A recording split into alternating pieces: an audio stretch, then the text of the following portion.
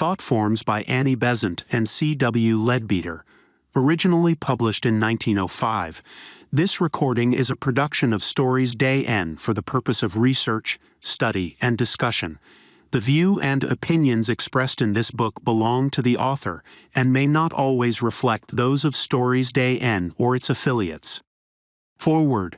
The text of this little book is the joint work of Mr. Leadbeater and myself. Some of it has already appeared as an article in Lucifer, now the Theosophical Review, but the greater part of it is new. The drawing and painting of the thought forms observed by Mr. Leadbeater or by myself, or by both of us together, has been done by three friends, Mr. John Varley, Mr. Prince, and Miss McFarlane, to each of whom we tender our cordial thanks.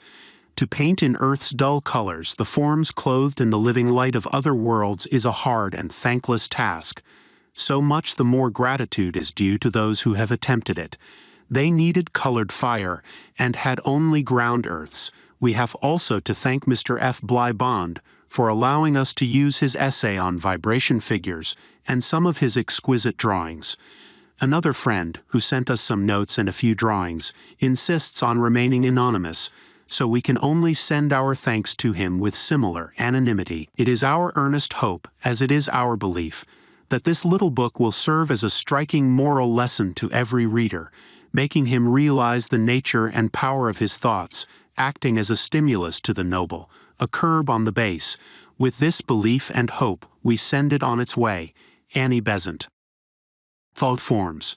As knowledge increases, the attitude of science towards the things of the invisible world is undergoing considerable modification. Its attention is no longer directed solely to the earth with all its variety of objects, or to the physical worlds around it, but it finds itself compelled to glance further afield, and to construct hypotheses as to the nature of the matter and force which lie in the regions beyond the ken of its instruments. Ether is now comfortably settled in the scientific kingdom, becoming almost more than a hypothesis. Mesmerism, under its new name of hypnotism, is no longer an outcast. Reichenbach's experiments are still looked at askance, but are not wholly condemned. Röntgen's rays have rearranged some of the older ideas of matter, while radium has revolutionized them, and is leading science beyond the borderland of ether into the astral world. The boundaries between animate and inanimate matter are broken down. Magnets are found to be possessed of almost uncanny powers, transferring certain forms of disease in a way not yet satisfactorily explained. Telepathy, clairvoyance, movement without contact, though not yet admitted to the scientific table, are approaching the Cinderella stage. The fact is that science has pressed its researches so far, has used such rare ingenuity in its questionings of nature, has shown such tireless patience in its investigations, that it is receiving the reward of those who seek, and forces and beings of the next higher plane of nature are beginning to show themselves on the outer edge of the physical field. Nature makes no leaps, and as the physicist nears the confines of his kingdom, he finds himself bewildered by touches and gleams from another realm which interpenetrates his own. He finds himself compelled to speculate on invisible presences, if only to find a rational explanation for undoubted physical phenomena, and insensibly he slips over the boundary and is, although he does not yet realize it, contacting the astral plane. One of the most interesting of the high roads from the physical to the astral is that of the study of thought. The Western scientist, commencing in the anatomy and physiology of the brain, endeavors to make these the basis for a sound psychology. He passes then into the region of dreams, illusions, hallucinations, and as soon as he endeavors to elaborate an experimental science which shall classify and arrange these, he inevitably plunges into the astral plane. Dr. Baraduc of Paris has nearly crossed the barrier, and is well on the way towards photographing astro-mental images, to obtaining pictures of what from the materialistic standpoint would be the results of vibrations in the gray matter of the brain. It has long been known to those who have given attention to the question that impressions were produced by the reflection of the ultraviolet rays from objects not visible by the rays of the ordinary spectrum, clairvoyants were occasionally justified by the appearance on sensitive photographic plates of figures seen and described by them as present with the sitter. Though invisible to physical sight, it is not possible for an unbiased judgment to reject in toto the evidence of such occurrences proffered by men of integrity on the strength of their own experiments, oftentimes repeated. And now we have investigators who turn their attention to the obtaining of images of subtle forms, inventing methods specially designed with the view of reproducing them. Among these, Dr. Baraduc seems to have been the most successful, and he has published a volume dealing with his investigations and containing reproductions of the photographs he has obtained. Dr. Baraduc states that he is investigating the subtle forces by which the soul, defined as the intelligence working between the body and the spirit, expresses itself, by seeking to record its movements by means of a needle, its luminous but invisible vibrations by impressions on sensitive plates. He shuts out by non-conductors electricity and heat.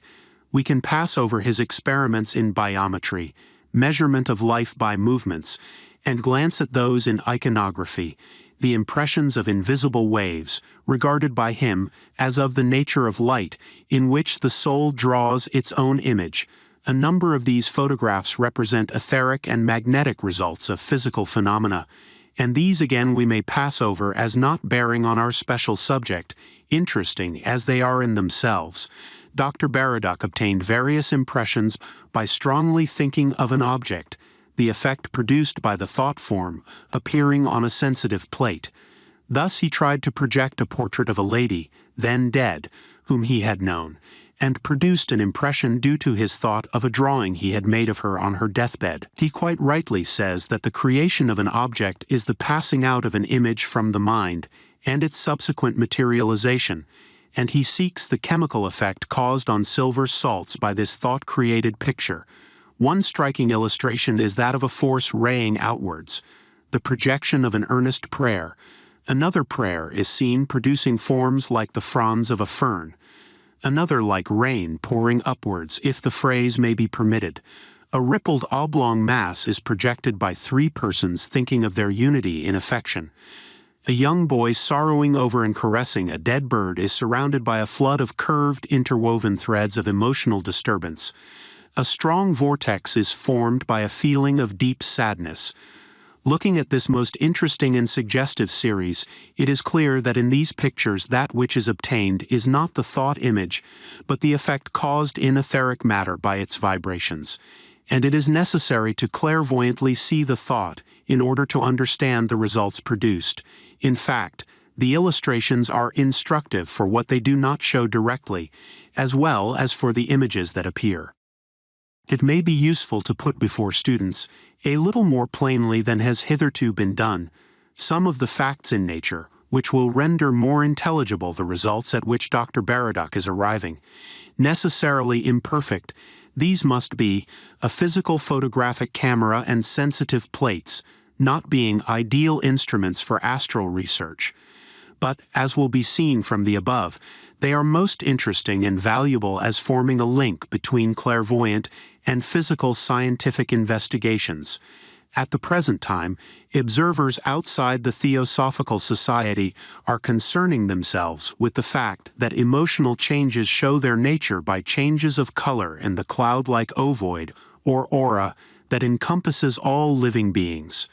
Articles on the subject are appearing in papers unconnected with the Theosophical Society, and a medical specialist has collected a large number of cases in which the color of the aura of persons of various types and temperaments is recorded by him. His results resemble closely those arrived at by clairvoyant theosophists and others, and the general unanimity on the subject is sufficient to establish the fact, if the evidence be judged by the usual canons applied to human testimony.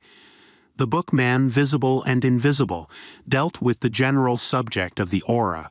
The present little volume, written by the author of Man Visible and Invisible and a theosophical colleague, is intended to carry the subject further, and it is believed that this study is useful as impressing vividly on the mind of the student the power and living nature of thought and desire, and the influence exerted by them on all whom they reach.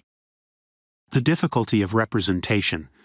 We have often heard it said that thoughts are things, and there are many among us who are persuaded of the truth of this statement, yet very few of us have any clear idea as to what kind of thing a thought is, and the object of this little book is to help us to conceive this. There are some serious difficulties in our way, for our conception of space is limited to 3 dimensions, and when we attempt to make a drawing, we practically limit ourselves to 2. In reality, the presentation even of ordinary 3-dimensional objects is seriously defective, for scarcely a line or angle in our drawing is accurately shown. If a road crosses the picture, the part in the foreground must be represented as enormously wider than that in the background, although in reality the width is unchanged. If a house is to be drawn, the right angles at its corners must be shown as acute or obtuse as the case may be, but hardly ever as they actually are. In fact, we draw everything not as it is, but as it appears, and the effort of the artist is by a skillful arrangement of lines upon a flat surface to convey to the eye an impression which shall recall that made by a 3-dimensional object. It is possible to do this only because similar objects are already familiar to those who look at the picture and accept the suggestion which it conveys. A person who had never seen a tree could form but little idea of one from even the most skillful painting.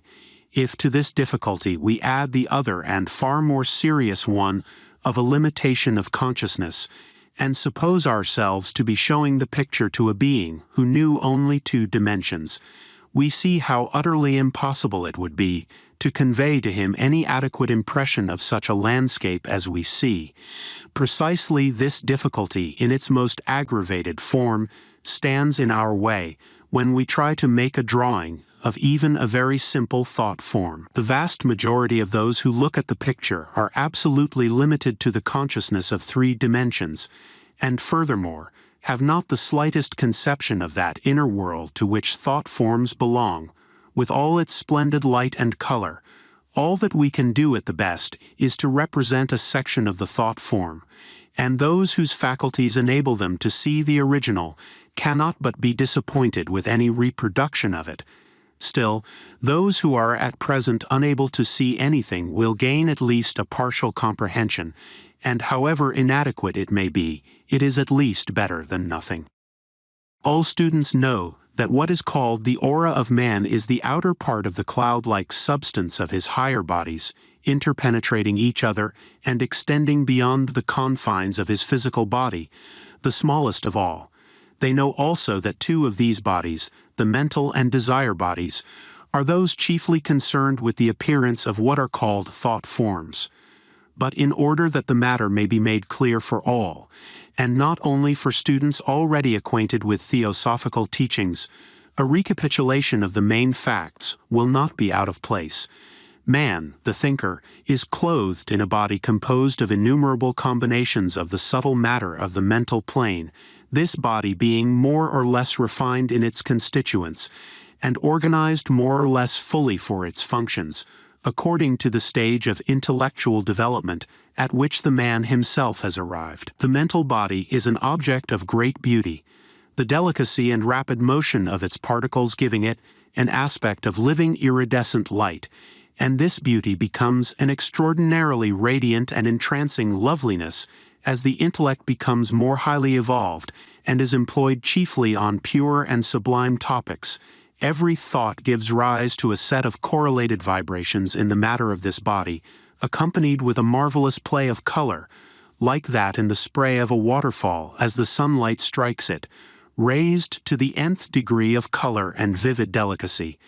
The body under this impulse throws off a vibrating portion of itself, shaped by the nature of the vibrations, as figures are made by sand on a disc vibrating to a musical note, and this gathers from the surrounding atmosphere matter like itself in fineness from the elemental essence of the mental world.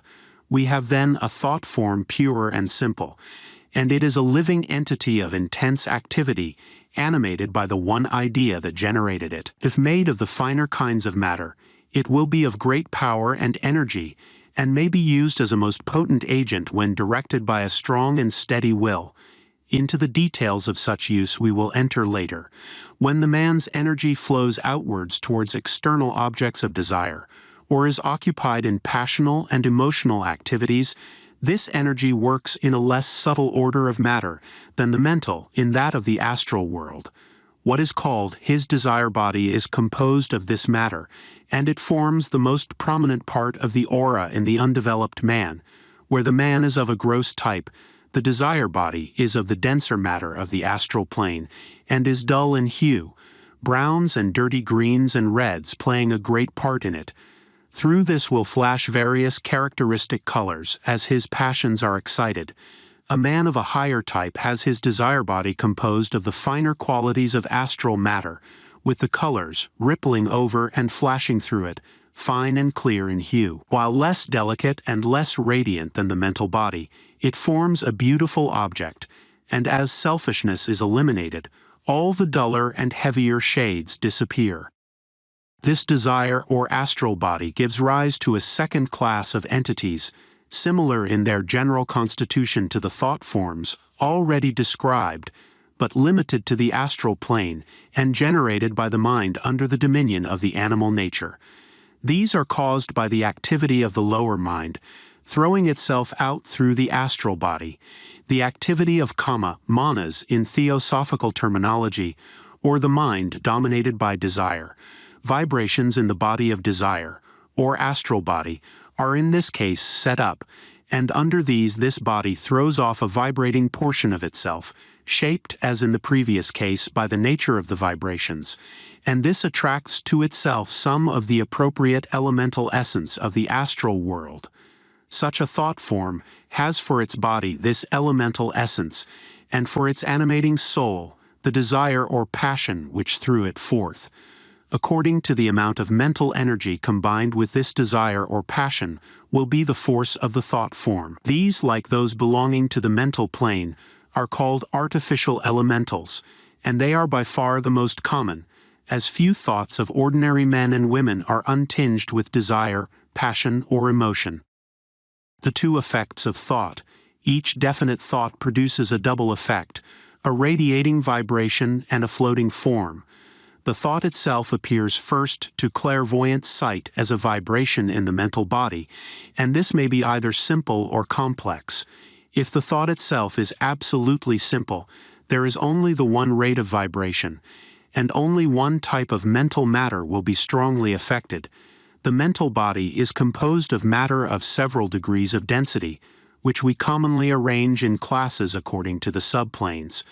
Of each of these we have many subdivisions, and if we typify these by drawing horizontal lines to indicate the different degrees of density, there is another arrangement, which we might symbolize by drawing perpendicular lines at right angles to the others, to denote types which differ in quality as well as in density. There are thus many varieties of this mental matter, and it is found that each one of these has its own especial and appropriate rate of vibration, to which it seems most accustomed, so that it very readily responds to it, and tends to return to it as soon as possible when it has been forced away from it by some strong rush of thought or feeling. When a sudden wave of some emotion sweeps over a man, for example, his astral body is thrown into violent agitation, and its original colors are or the time almost obscured by the flush of carmine, of blue, or of scarlet, which corresponds with the rate of vibration of that particular emotion. This change is only temporary. It passes off in a few seconds, and the astral body rapidly resumes its usual condition. Yet every such rush of feeling produces a permanent effect. It always adds a little of its hue to the normal coloring of the astral body, so that every time that the man yields himself to a certain emotion, it becomes easier for him to yield himself to it again, because his astral body is getting into the habit of vibrating at that especial rate. The majority of human thoughts, however, are by no means simple. Absolutely pure affection, of course, exists, but we very often find it tinged with pride or with selfishness, with jealousy or with animal passion. This means that at least two separate vibrations appear both in the mental and astral bodies, frequently more than two. The radiating vibration, therefore, will be a complex one, and the resultant thought form will show several colors instead of only one. How the vibration acts. These radiating vibrations, like all others in nature, become less powerful in proportion to the distance from their source, though it is probable that the variation is in proportion to the cube of the distance instead of to the square, because of the additional dimension involved. Again, like all other vibrations, these tend to reproduce themselves whenever opportunity is offered to them, and so whenever they strike upon another mental body, they tend to provoke in it their own rate of motion. That is, from the point of view of the man whose mental body is touched by these waves, they tend to produce in his mind thoughts of the same type as that which had previously arisen in the mind of the thinker who sent forth the waves. The distance to which such thought waves penetrate, and the force and persistency with which they impinge upon the mental bodies of others, depend upon the strength and clearness of the original thought. In this way, the thinker is in the same position as the speaker. The voice of the latter sets in motion waves of sound in the air which radiate from him in all directions, and convey his message to all those who are within hearing, and the distance to which his voice can penetrate depends upon its power, and upon the clearness of his enunciation. In just the same way, the forceful thought will carry very much further than the weak and undecided thought, but clearness and definiteness are of even greater importance than strength. Again, just as the speaker's voice may fall upon heedless ears where men are already engaged in business or in pleasure, so may a mighty wave of thought sweep past without affecting the mind of the man, if he be already deeply engrossed in some other line of thought. It should be understood that this radiating vibration conveys the character of the thought, but not its subject. If a Hindu sits wrapped in devotion to Krishna, the waves of feeling which pour forth from him stimulate devotional feeling in all those who come under their influence, though in the case of the Muhammadan that devotion is to Allah, while for the Zoroastrian it is to Ahura Mazda, or for the Christian to Jesus. A man thinking keenly upon some high subject pours out from himself vibrations which tend to stir up thought at a similar level in others, but they in no way suggest to those others the special subject of his thought. They naturally act with special vigor upon those minds already habituated to vibrations of similar character, yet they have some effect on every mental body upon which they impinge, so that their tendency is to awaken the power of higher thought in those to whom it has not yet become accustomed. It is thus evident that every man who thinks along high lines is doing missionary work, even though he may be entirely unconscious of it. The form and its effect. Let us turn now to the second effect of thought, the creation of a definite form. All students of the occult are acquainted with the idea of the elemental essence, that strange half-intelligent life which surrounds us in all directions, vivifying the matter of the mental and astral planes.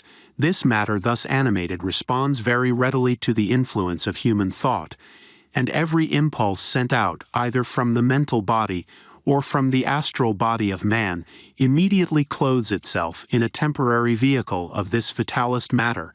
Such a thought or impulse becomes for the time a kind of living creature, the thought force being the soul, and the vivified matter, the body, instead of using the somewhat clumsy paraphrase, astral or mental matter ensouled by the monadic essence at the stage of one of the elemental kingdoms.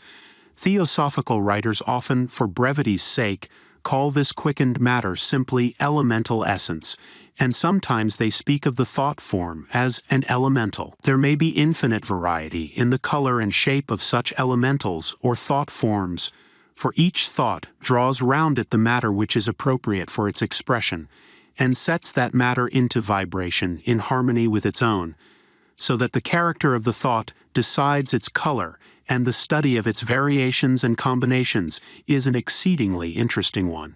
This thought form may not inaptly be compared to a Leyden jar, the coating of living essence being symbolized by the jar, and the thought energy by the charge of electricity.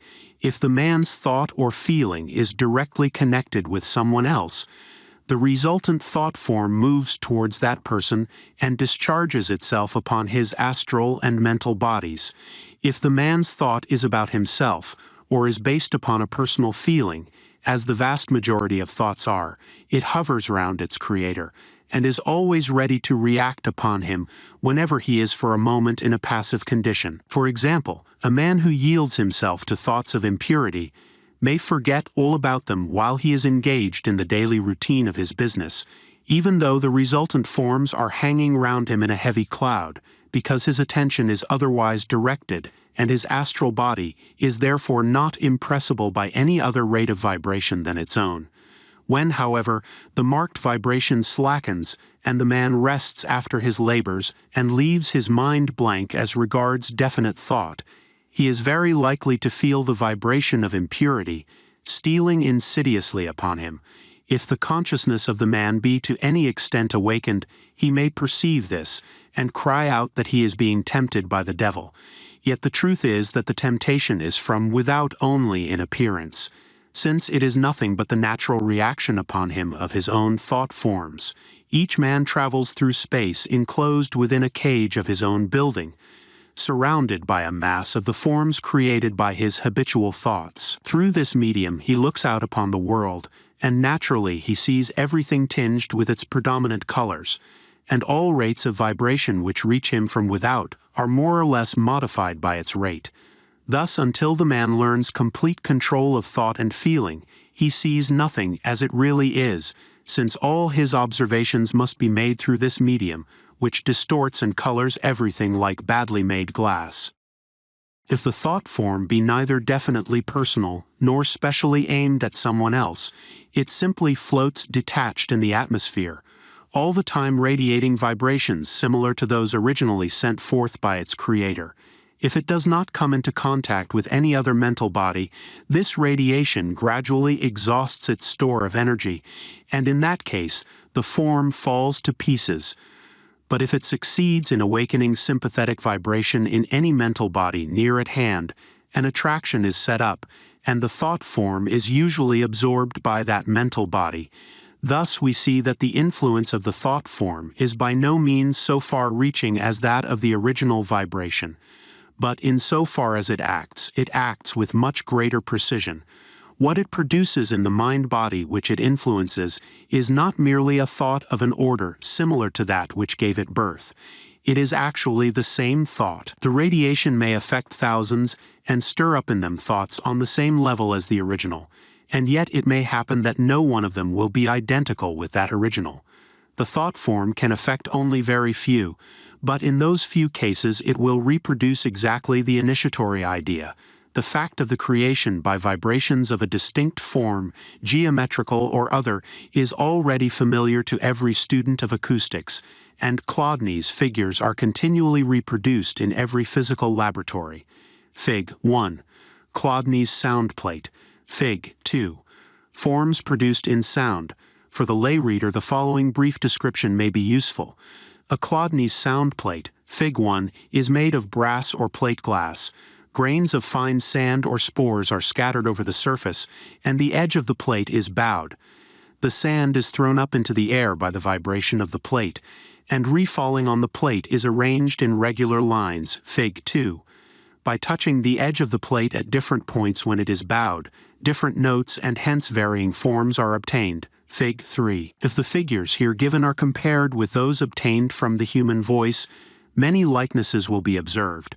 For these latter, the voice forms so admirably studied and pictured by Mrs. Watts Hughes, too bearing witness to the same fact, should be consulted, and her work on the subject should be in the hands of every student.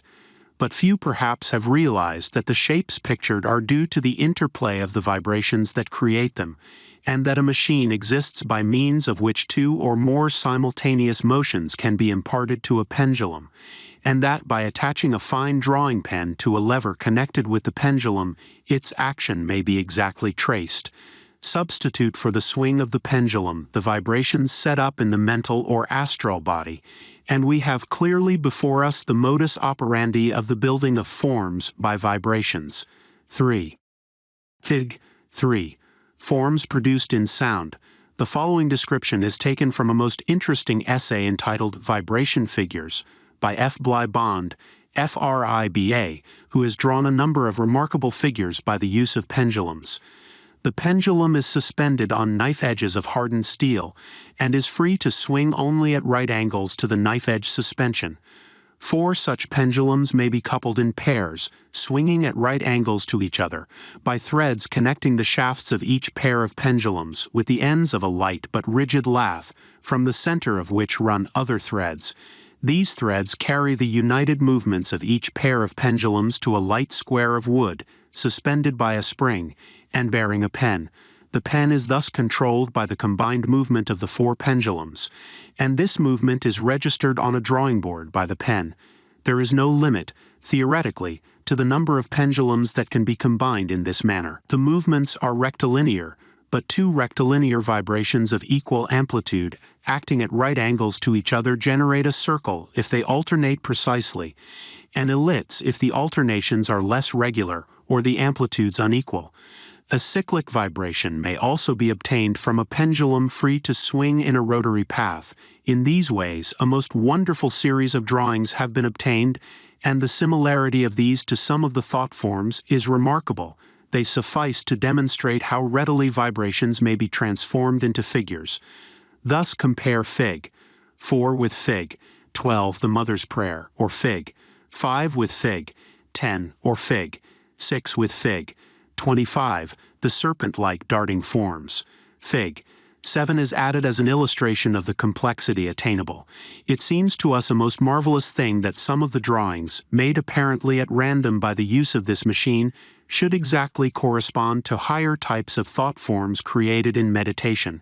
We are sure that a wealth of significance lies behind this fact, though it will need much further investigation before we can say certainly all that it means. But it must surely imply this much, that if 2 forces on the physical plane bearing a certain ratio one to the other can draw a form which exactly corresponds to that produced on the mental plane by a complex thought, we may infer that that thought sets in motion on its own plane 2 forces which are in the same ratio, one to the other. What these forces are and how they work remains to be seen, but if we are ever able to solve this problem, it is likely that it will open to us a new and exceedingly valuable field of knowledge. Figs. 4 to 7. Forms produced by pendulums. General principles. 3 general principles underlie the production of all thought forms. 1. Quality of thought determines color. 2. Nature of thought determines form. 3. Definiteness of thought determines clearness of outline. The meaning of the colors. The table of colors given in the frontispiece has already been thoroughly described in the book Man, Visible and Invisible, and the meaning to be attached to them is just the same in the thought form as in the body out of which it is evolved. For the sake of those who have not at hand the full description given in the book just mentioned, it will be well to state that black means hatred and malice. Red of all shades from lurid brick red to brilliant scarlet indicates anger. Brutal anger will show as flashes of lurid red from dark brown clouds, while the anger of noble indignation is a vivid scarlet, by no means unbeautiful, though it gives an unpleasant thrill. A particularly dark and unpleasant red, almost exactly the color called dragon's blood, shows animal passion and sensual desire of various kinds. Clear brown, almost burnt sienna, shows avarice. Hard, dull brown-gray is a sign of selfishness, a color which is indeed painfully common. Deep, heavy gray signifies depression, while a livid pale gray is associated with fear. Gray-green is a signal of deceit, while brownish-green, usually flecked with points and flashes of scarlet, betokens jealousy. Green seems always to denote adaptability. In the lowest case, when mingled with selfishness, this adaptability becomes deceit. At a later stage, when the color becomes purer, it means rather the wish to be all things to all men, even though it may be chiefly for the sake of becoming popular and bearing a good reputation with them. In its still higher, more delicate and more luminous aspect, it shows the divine power of sympathy. Affection expresses itself in all shades of crimson and rose. A full clear carmine means a strong healthy affection of normal type.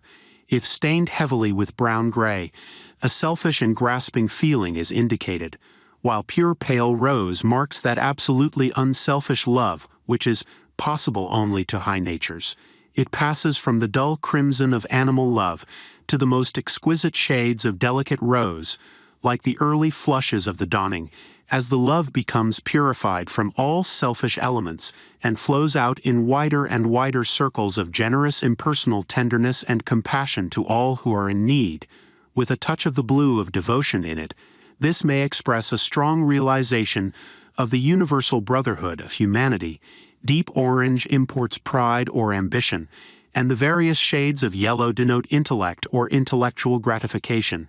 Dull yellow ochre implying the direction of such faculty to selfish purposes, while clear gamboge shows a distinctly higher type, and pale luminous primrose yellow is a sign of the highest and most unselfish use of intellectual power, the pure reason directed to spiritual ends.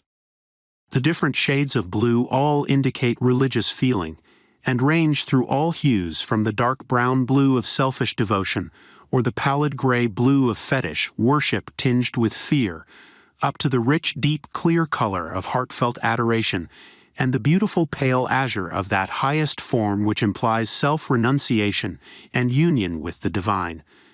The devotional thought of an unselfish heart is very lovely in color, like the deep blue of a summer sky. Through such clouds of blue will often shine out golden stars of great brilliancy, darting upwards like a shower of sparks. A mixture of affection and devotion is manifested by a tint of violet, and the more delicate shades of this invariably show the capacity of absorbing and responding to a high and beautiful ideal. The brilliancy and the depth of the colors are usually a measure of the strength and the activity of the feeling. Another consideration which must not be forgotten is the type of matter in which these forms are generated. If a thought be purely intellectual and impersonal, for example, if the thinker is attempting to solve a problem in algebra or geometry, the thought form and the wave of vibration will be confined entirely to the mental plane. If, however, the thought be of a spiritual nature, if it be tinged with love and aspiration or deep unselfish feeling, it will rise upwards from the mental plane and will borrow much of the splendor and glory of the Buddhic level. In such a case, its influence is exceedingly powerful, and every such thought is a mighty force for good which cannot but produce a decided effect upon all mental bodies within reach, if they contain any quality at all capable of response. If, on the other hand, the thought has in it something of self or of personal desire, at once its vibration turns downwards, and it draws round itself a body of astral matter in addition to its clothing of mental matter. Such a thought form is capable of acting upon the astral bodies of other men as well as their minds, so that it can not only raise thought within them, but can also stir up their feelings. Three classes of thought forms. From the point of view of the forms which they produce, we may group thought into three classes. 1. That which takes the image of the thinker. When a man thinks of himself as in some distant place, or wishes earnestly to be in that place, he makes a thought form in his own image which appears there. Such a form has not infrequently been seen by others, and has sometimes been taken for the astral body or apparition of the man himself. In such a case, either the seer must have enough of clairvoyance for the time to be able to observe that astral shape, or the thought form must have sufficient strength to materialize itself, that is, to draw around itself temporarily a certain amount of physical matter. The thought which generates such a form as this must necessarily be a strong one, and it therefore employs a larger proportion of the matter of the mental body, so that though the form is small and compressed when it leaves the thinker, it draws round it a considerable amount of astral matter, and usually expands to life-size before it appears at its destination. 2.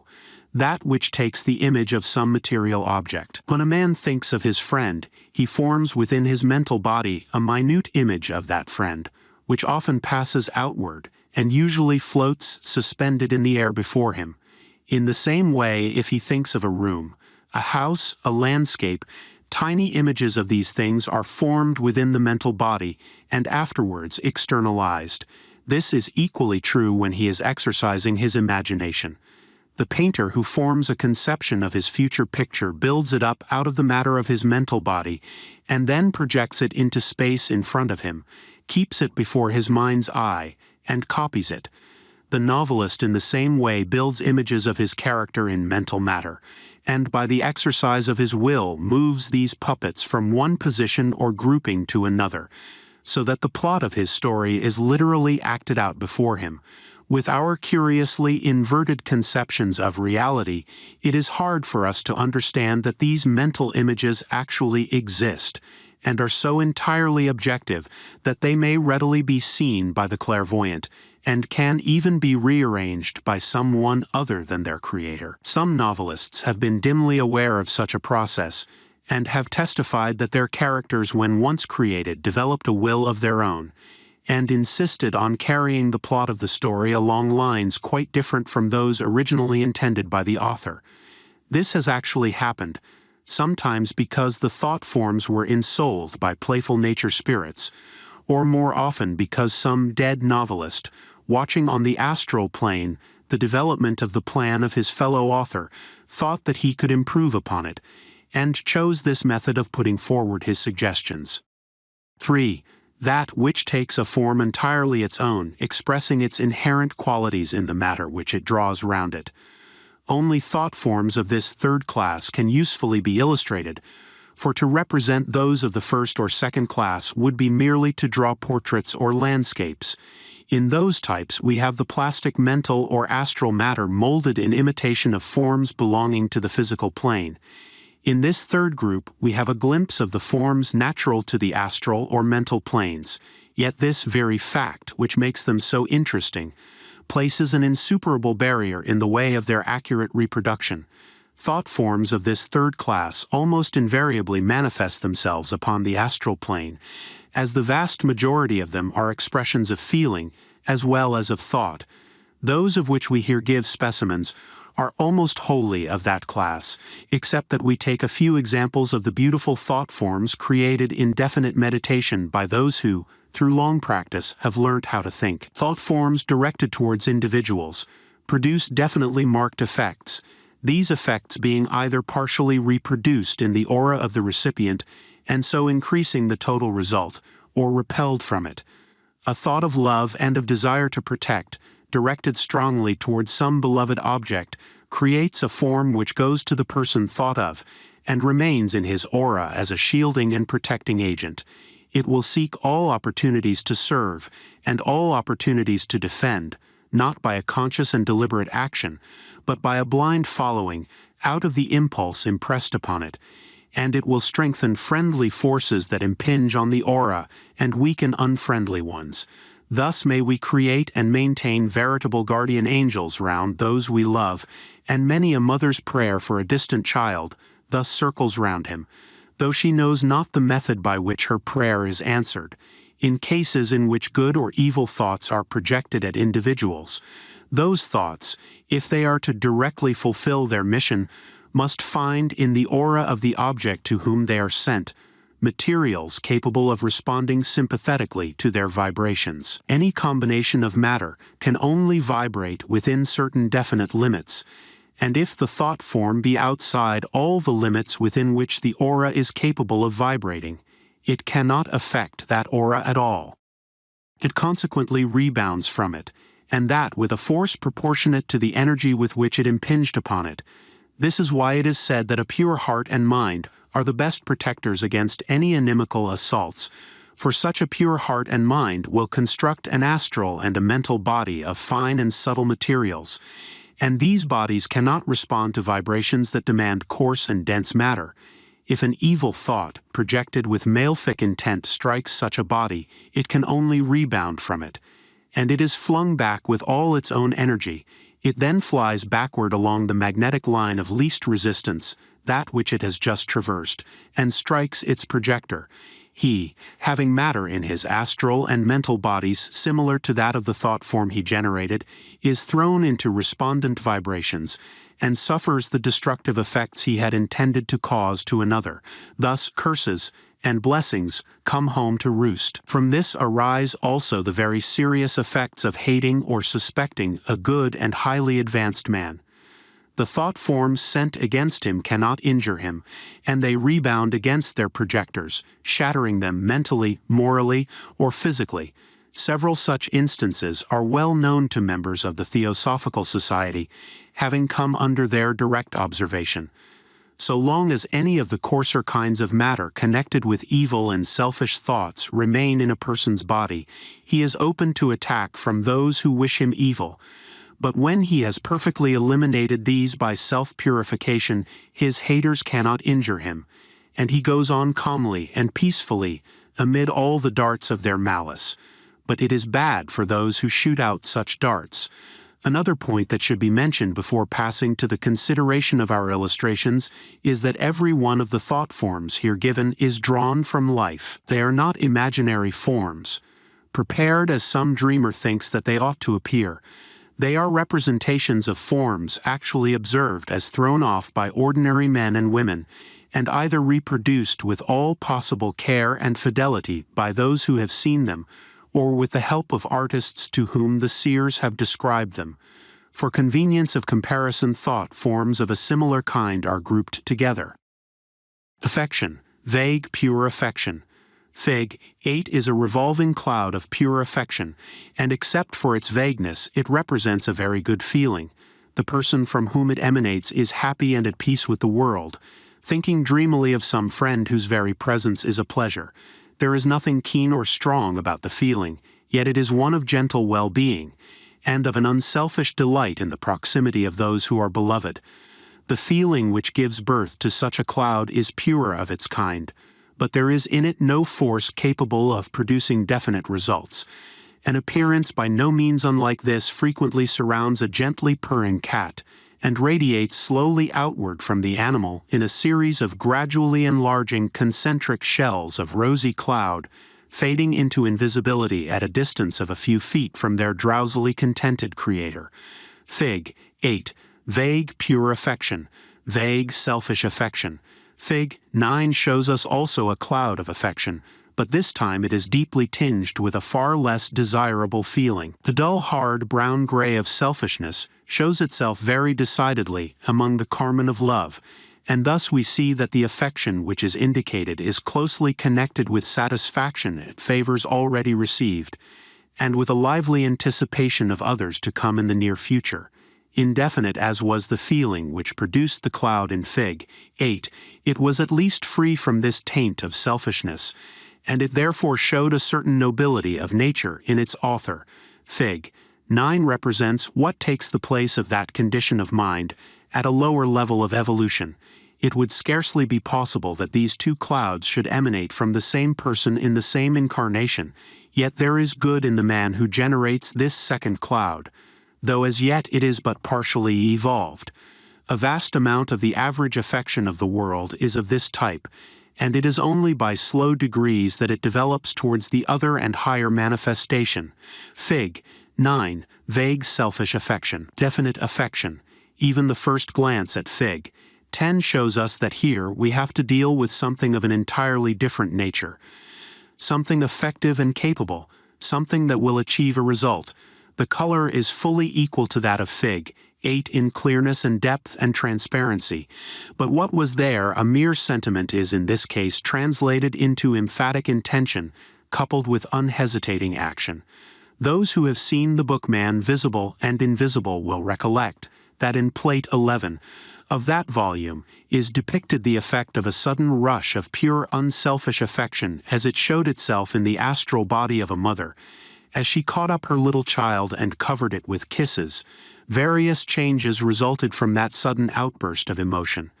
One of them was the formation within the astral body of large crimson coils or vortices lined with living light. Each of these is a thought form of intense affection generated as we have described, and almost instantaneously ejected towards the object of the feeling. Fig. 10 depicts just such a thought form after it has left the astral body of its author, and is on its way towards its goal.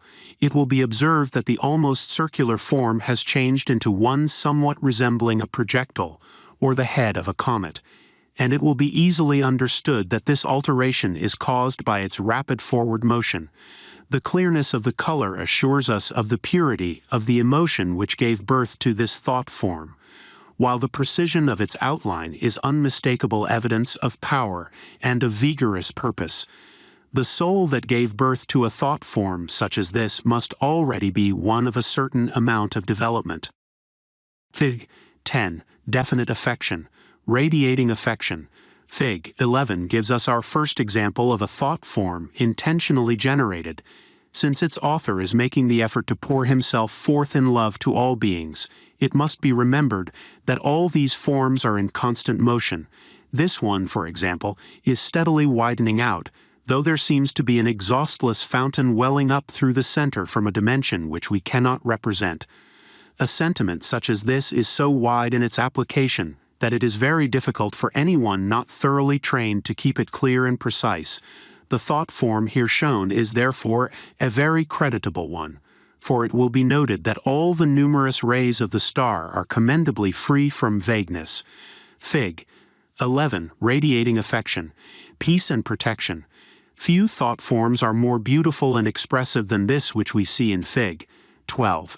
This is a thought of love and peace, protection and benediction, sent forth by one who has the power and has earned the right to bless. It is not at all probable that in the mind of its creator there existed any thought of its beautiful wing-like shape, though it is possible that some unconscious reflection of faraway lessons of childhood about guardian angels who always hovered over their charges may have had its influence in determining this.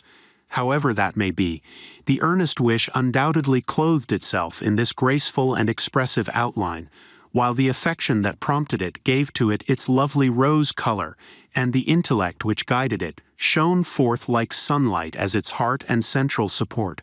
Thus, in sober truth, we may make veritable guardian angels to hover over and protect those whom we love, and many an unselfish, earnest wish for good produces such a form as this, though all unknown to its creator.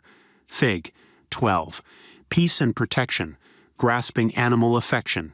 Fig. 13 gives us an instance of grasping animal affection, if indeed such a feeling as this be deemed worthy of the august name of affection at all. Several colors bear their share in the production of its dull, unpleasing hue, tinged as it is with the lurid gleam of sensuality, as well as deadened with a heavy tint indicative of selfishness. Especially characteristic is its form, for those curving hooks are never seen except when there exists a strong craving for personal possession. It is regrettably evident that the fabricator of this thought form had no conception of the self-sacrificing love which pours itself out in joyous service, never once thinking of result or return. His thought has been, not, "How much can I give?" but, "How much can I gain?"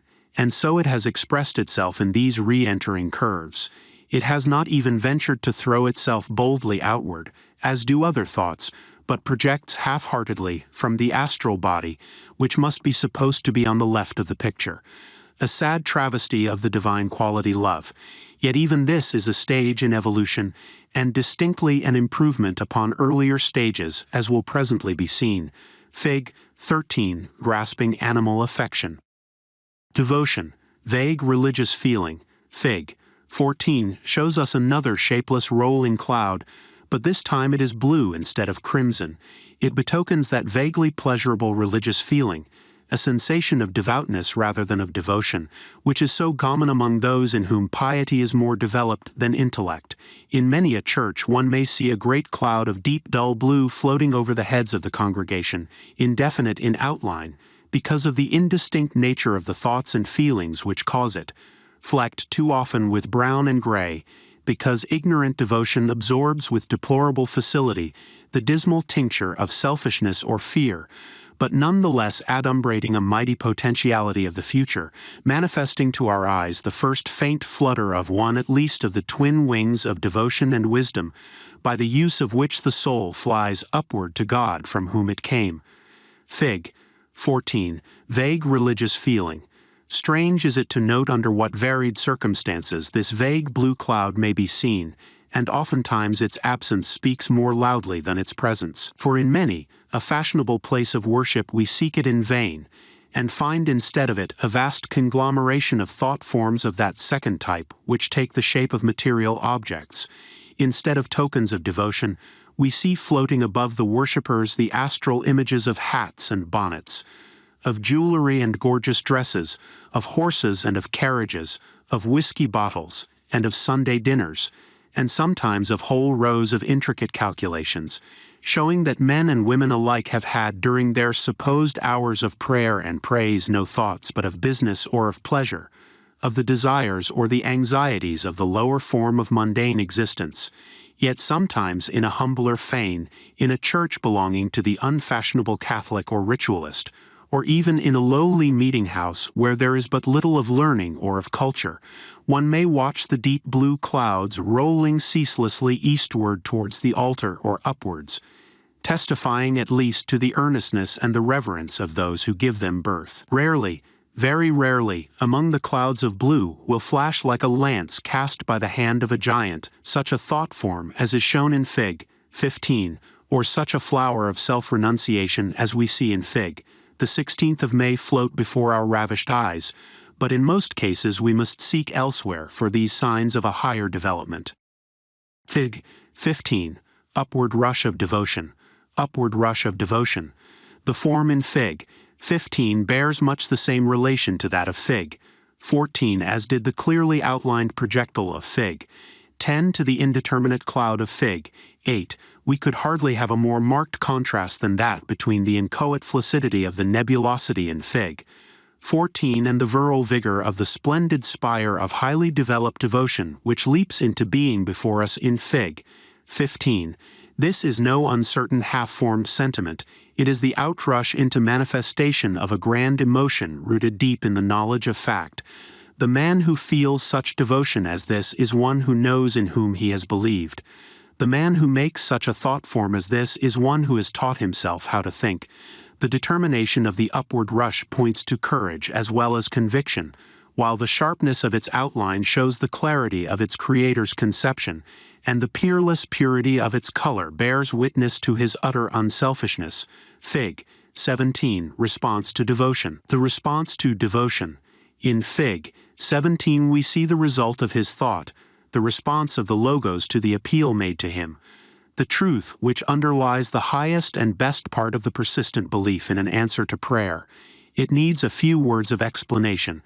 On every plane of his solar system, our logos pours forth his light, his power, his life, and naturally it is on the higher planes that this outpouring of divine strength can be given most fully. The descent from each plane to that next below it means an almost paralyzing limitation. A limitation entirely incomprehensible except to those who have experienced the higher possibilities of human consciousness. Thus the divine life flows forth with incomparably greater fullness on the mental plane than on the astral, and yet even its glory at the mental level is ineffably transcended by that of the Buddhic plane. Normally, each of these mighty waves of influence spreads about its appropriate plane, horizontally, as it were, but it does not pass into the obscuration of a plane lower than that for which it was originally intended. Yet there are conditions under which the grace and strength peculiar to a higher plane may in a measure be brought down to a lower one, and may spread abroad there with wonderful effect. This seems to be possible only when a special channel is for the moment opened, and that work must be done from below, and by the effort of man.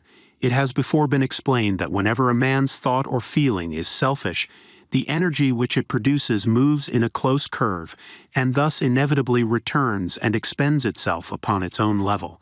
But when the thought or feeling is absolutely unselfish, its energy rushes forth in an open curve, and thus does not return in the ordinary sense, but pierces through into the plane above, because only in that higher condition with its additional dimension can it find room for its expansion. But in thus breaking through, such a thought or feeling holds open a door, to speak symbolically, of dimension equivalent to its own diameter, and thus furnishes the requisite channel through which the divine force appropriate to the higher plane can pour itself into the lower with marvelous results, not only for the thinker but for others. An attempt is made in Fig. 17 to symbolize this, and to indicate the great truth that an infinite flood of the higher type of force is always ready and waiting to pour through when the channel is offered, just as the water in a cistern may be said to be waiting to pour through the first pipe that may be opened. The result of the descent of divine life is a very great strengthening and uplifting of the maker of the channel, and the spreading all about him of a most powerful and beneficent influence. This effect has often been called an answer to prayer, and has been attributed by the ignorant to what they call a special interposition of providence, instead of to the unerring action of the great and immutable divine law. Self-renunciation, Fig. 16 gives us yet another form of devotion, producing an exquisitely beautiful form of a type quite new to us, a type in which one might at first sight suppose that various graceful shapes belonging to animate nature were being imitated. Fig. 16, for example, is somewhat suggestive of a partially opened flower bud, while other forms are found to bear a certain resemblance to shells or leaves or tree shapes. Manifestly, however, these are not and cannot be copies of vegetable or animal forms, and it seems probable that the explanation of the similarity lies very much deeper than that. An analogous and even more significant fact is that some very complex thought forms can be exactly imitated by the action of certain mechanical forces, as has been said above. While with our present knowledge, it would be unwise to attempt a solution of the very fascinating problem presented by these remarkable resemblances, it seems likely that we are obtaining a glimpse across the threshold of a very mighty mystery. For if by certain thoughts we produce a form which has been duplicated by the processes of nature, we have at least a presumption that these forces of nature work along lines somewhat similar to the action of those thoughts. Since the universe is itself a mighty thought form called into existence by the Logos, it may well be that tiny parts of it are also the thought forms of minor entities engaged in the same work, and thus perhaps we may approach a comprehension of what is meant by the 330 million devas of the Hindus. Fig. 16. Self-renunciation. This form is of the loveliest pale azure, with a glory of white light shining through it. Something indeed to tax the skill even of the indefatigable artist who worked so hard to get them as nearly right as possible. It is what a Catholic would call a definite act of devotion, better still an act of utter selflessness, of self-surrender and renunciation. Intellect, vague intellectual pleasure. Fig. 18 represents a vague cloud of the same order as those shown in Figs. 8 and 14, but in this case the color is yellow instead of crimson or blue. Fig. 18. Vague intellectual pleasure. Yellow in any of man's vehicles always indicates intellectual capacity, but its shades vary very much, and it may be complicated by the admixture of other hues. Generally speaking, it has a deeper and duller tint if the intellect is directed chiefly into lower channels. More especially if the objects are selfish. In the astral or mental body of the average man of business, it would show itself as yellow ochre, while pure intellect, devoted to the study of philosophy or mathematics, appears frequently to be golden, and this rises gradually to a beautiful clear and luminous lemon or primrose yellow, when a powerful intellect is being employed absolutely unselfishly, for the benefit of humanity. Most yellow thought forms are clearly outlined, and a vague cloud of this color is comparatively rare. It indicates intellectual pleasure, appreciation of the result of ingenuity, or the delight felt in clever workmanship. Such pleasure as the ordinary man derives from the contemplation of a picture usually depends chiefly upon the emotions of admiration, affection, or pity, which it arouses within him. Or sometimes, if it portrays a scene with which he is familiar, its charm consists in its power to awaken the memory of past joys. An artist, however, may derive from a picture a pleasure of an entirely different character based upon his recognition of the excellence of the work, and of the ingenuity which has been exercised in producing certain results. Such pure intellectual gratification shows itself in a yellow cloud, and the same effect may be produced by delight in musical ingenuity, or the subtleties of argument. A cloud of this nature betokens the entire absence of any personal emotion, for if that were present, it would inevitably tinge the yellow with its own appropriate color.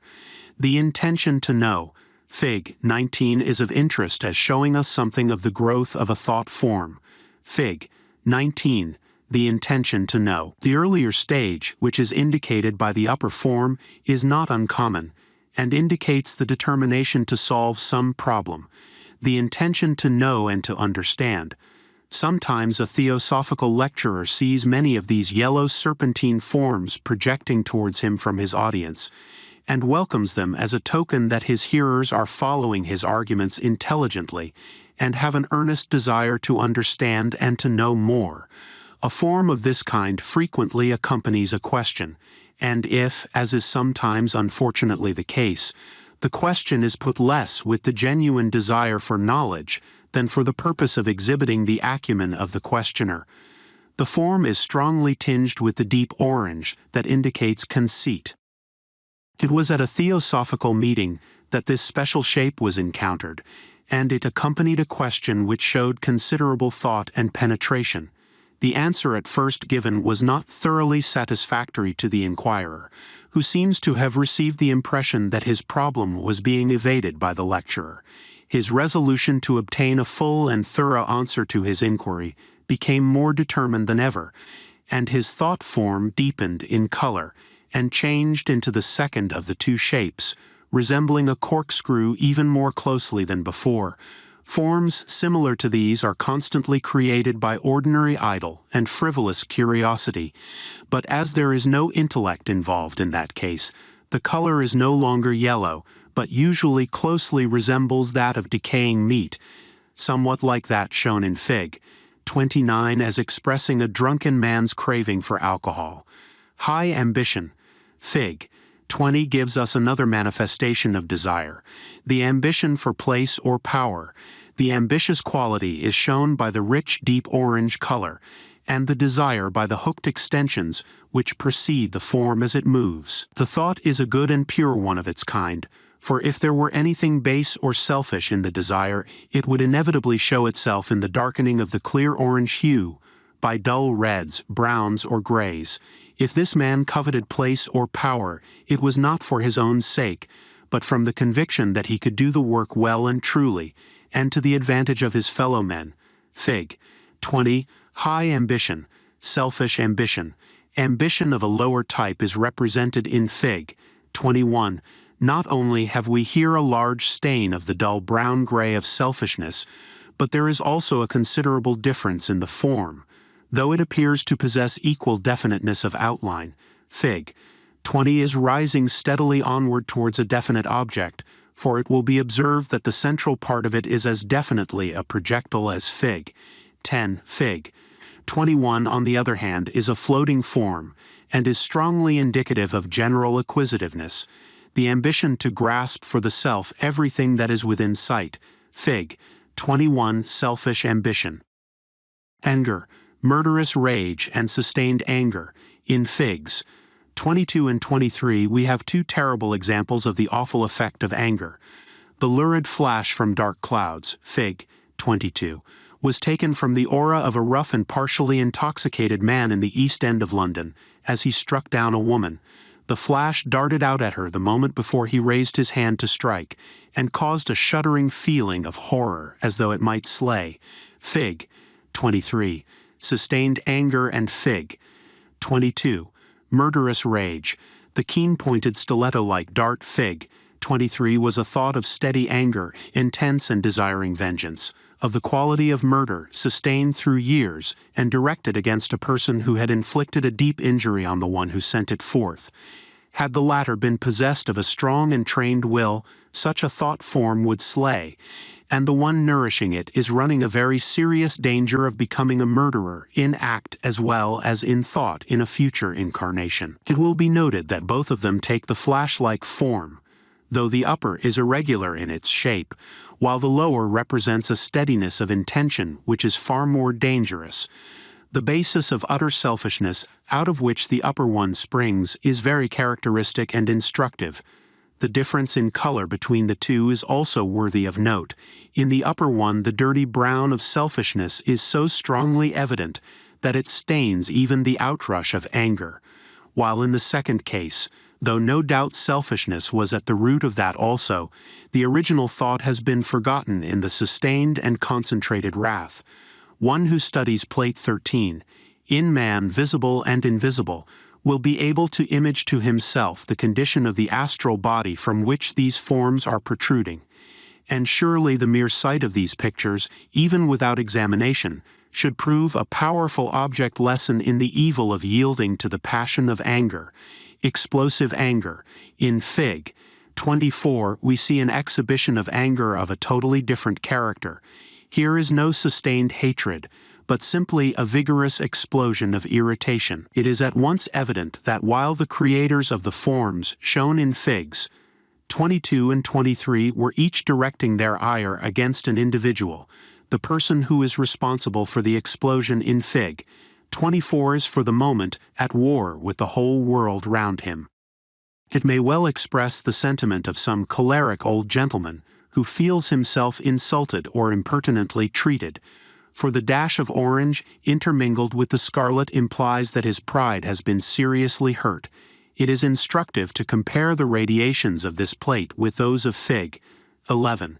Here we see indicated a veritable explosion, instantaneous in its passing and irregular in its effects, and the vacant center shows us that the feeling that caused it is already a thing of the past, and that no further force is being generated.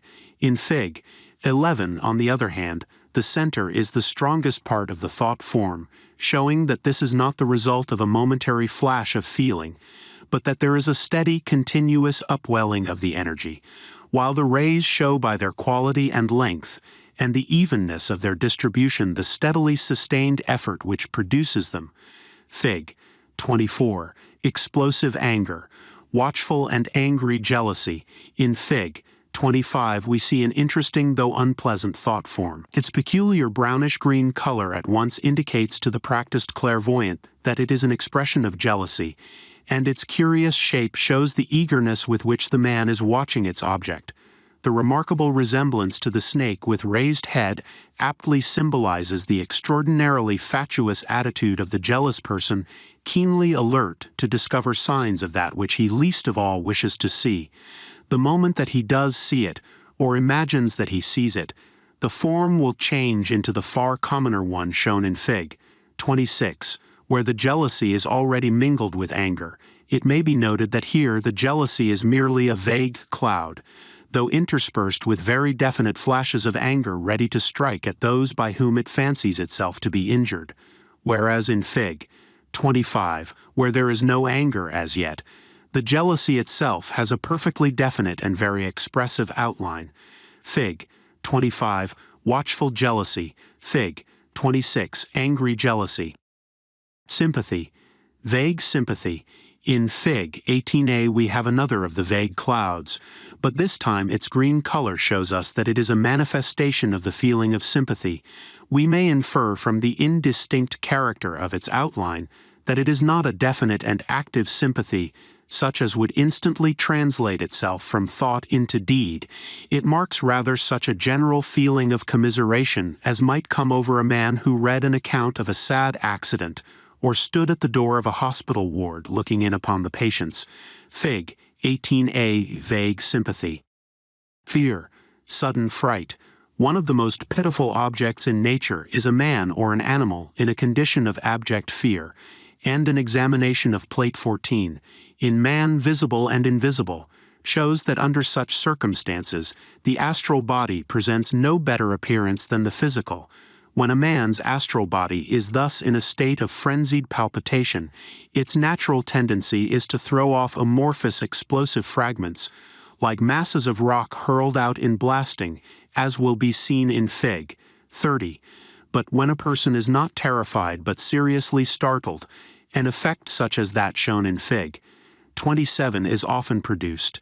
In one of the photographs taken by Dr. Baraduc of Paris, it was noticed that an eruption of broken circles resulted from sudden annoyance, and this outrush of crescent-shaped forms seems to be of somewhat the same nature. though in this case there are the accompanying lines of matter which even increase the explosive appearance. It is noteworthy that all the crescents to the right hand, which must obviously have been those expelled earliest, show nothing but the livid gray of fear.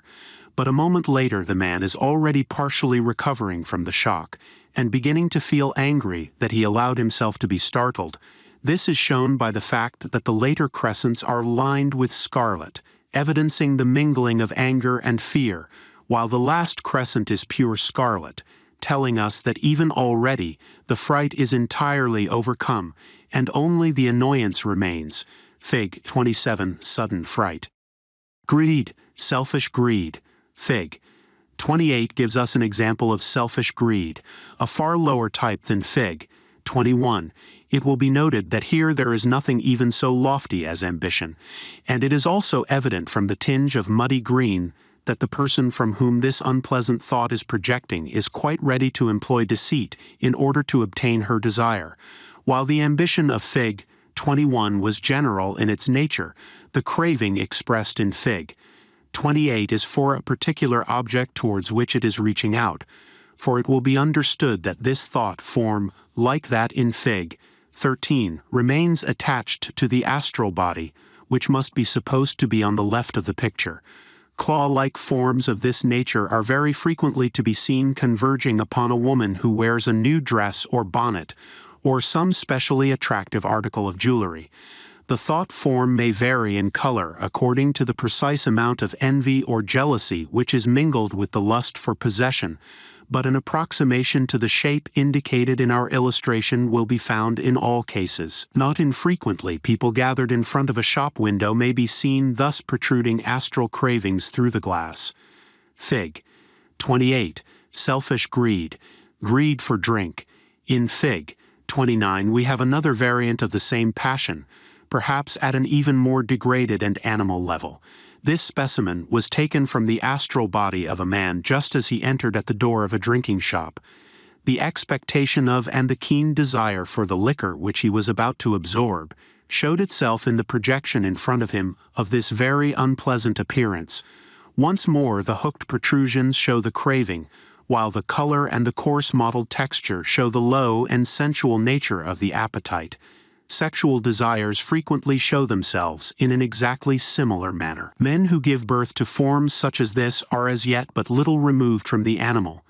As they rise in the scale of evolution, the place of this form will gradually be taken by something resembling that shown in Fig. 13, and very slowly, as development advances, that in turn will pass through the stages indicated in Figs. 9 and 8, until at last all selfishness is cast out, and the desire to have has been transmuted into the desire to give, and we arrive at the splendid results shown in Figs. 11 and 10, Fig. 29, greed for drink. Various emotions. At a shipwreck, very serious is the panic which has occasioned the very interesting group of thought forms which are depicted in Fig. 30. They were seen simultaneously, arranged exactly as represented, though in the midst of indescribable confusion, so their relative positions have been retained, though in explaining them it will be convenient to take them in reverse order. They were called forth by a terrible accident, and they are instructive as showing how differently people are affected by sudden and serious danger. One form shows nothing but an eruption of the livid gray of fear, rising out of a basis of utter selfishness, and unfortunately there were many such as this. The shattered appearance of the thought form shows the violence and completeness of the explosion, which in turn indicates that the whole soul of that person was possessed with blind, frantic terror, and that the overpowering sense of personal danger excluded for the time every higher feeling. Fig. 30. A shipwreck. The second form represents at least an attempt at self-control, and shows the attitude adopted by a person having a certain amount of religious feeling. The thinker is seeking solace in prayer, and endeavoring in this way to overcome her fear. This is indicated by the point of grayish-blue which lifts itself hesitatingly upwards. The color shows, however, that the effort is but partially successful, and we see also, from the lower part of the thought form, with its irregular outline and its falling fragments, that there is in reality almost as much fright here as in the other case, but at least this woman has had presence of mind enough to remember that she ought to pray, and is trying to imagine that she is not afraid as she does it, whereas in the other case, there was absolutely no thought beyond selfish terror.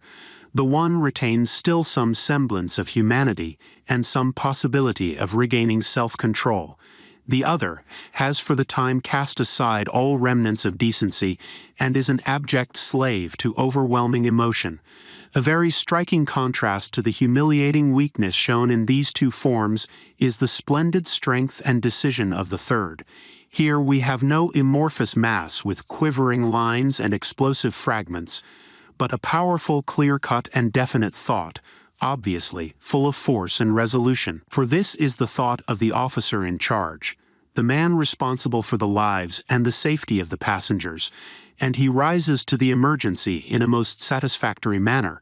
It does not even occur to him to feel the least shadow of fear. He has no time for that. Though the scarlet of the sharp point of his weapon-like thought form shows anger that the accident should have happened, the bold curve of orange immediately above it betokens perfect self-confidence and certainty of his power to deal with the difficulty. The brilliant yellow implies that his intellect is already at work upon the problem, while the green, which runs side by side with it, denotes the sympathy which he feels for those whom he intends to save. A very striking and instructive group of thought forms. On the first night, Fig. 31 is also an interesting specimen, perhaps unique, for it represents the thought form of an actor while waiting to go upon the stage for a first-night performance. The broad band of orange in the center is very clearly defined, and is the expression of a well-founded self-confidence, the realization of many previous successes, and the reasonable expectation that on this occasion another will be added to the list. Yet in spite of this, there is a good deal of unavoidable uncertainty as to how this new play may strike the fickle public, and on the whole the doubt and fear overbalance the certainty and pride, for there is more of the pale gray than of the orange, and the whole thought form vibrates like a flag flapping in a gale of wind. It will be noted that while the outline of the orange is exceedingly clear and definite, that of the gray is much vaguer. Fig. 31. On the first night, the gamblers, the forms shown in Fig. 32, were observed simultaneously at the great gambling house at Monte Carlo. Fig. 32. The gamblers both represent some of the worst of human passions, and there is little to choose between them. Although they represent the feelings of the successful and the unsuccessful gambler respectively, the lower form has a strong resemblance to a lurid and gleaming eye, though this must be simply a coincidence, for when we analyze it we find that its constituent parts and colors can be accounted for without difficulty. The background of the whole thought is an irregular cloud of deep depression, heavily marked by the dull brown-gray of selfishness and the livid hue of fear. In the center we find a clearly marked scarlet ring showing deep anger and resentment at the hostility of fate, and within that is a sharply outlined circle of black, expressing the hatred of the ruined man for those who have won his money. The man who can send forth such a thought form as this is surely in imminent danger, for he has evidently descended into the very depths of despair. Being a gambler, he can have no principle to sustain him, so that he would be by no means unlikely to resort to the imaginary refuge of suicide, only to find on awakening into astral life that he had changed his condition for the worse, instead of for the better, as the suicide always does, since his cowardly action cuts him off from the happiness and peace which usually follow death. The upper form represents a state of mind which is perhaps even more harmful in its effects, for this is the gloating of the successful gambler over his ill-gotten gain. Here the outline is perfectly definite, and the man's resolution to persist in his evil course is unmistakable. The broad band of orange in the center shows very clearly that although when the man loses he may curse the inconstancy of fate, when he wins he attributes his success entirely to his own transcendent genius. Probably he has invented some system to which he pins his faith, and of which he is inordinately proud. But it will be noticed that on each side of the orange comes a hard line of selfishness, and we see how this in turn melts into avarice and becomes a mere animal greed of possession, which is also so clearly expressed by the claw-like extremities of the thought form. Fig. 33. A street accident. At a street accident. Fig. 33 is instructive as showing the various forms which the same feelings may take in different individuals. These two evidences of emotion were seen simultaneously among the spectators of a street accident, a case in which someone was knocked down and slightly injured by a passing vehicle. The persons who generated these two thought forms were both animated by affectionate interest in the victim and deep compassion for his suffering, and so their thought forms exhibited exactly the same colors, although the outlines are absolutely unlike. The one over whom floats that vague sphere of cloud is thinking, "Poor fellow, how sad," while he who gives birth to that sharply defined disk is already rushing forward to see in what way he can be of assistance.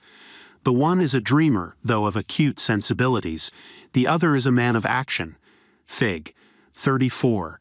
A funeral. At a funeral. In Fig.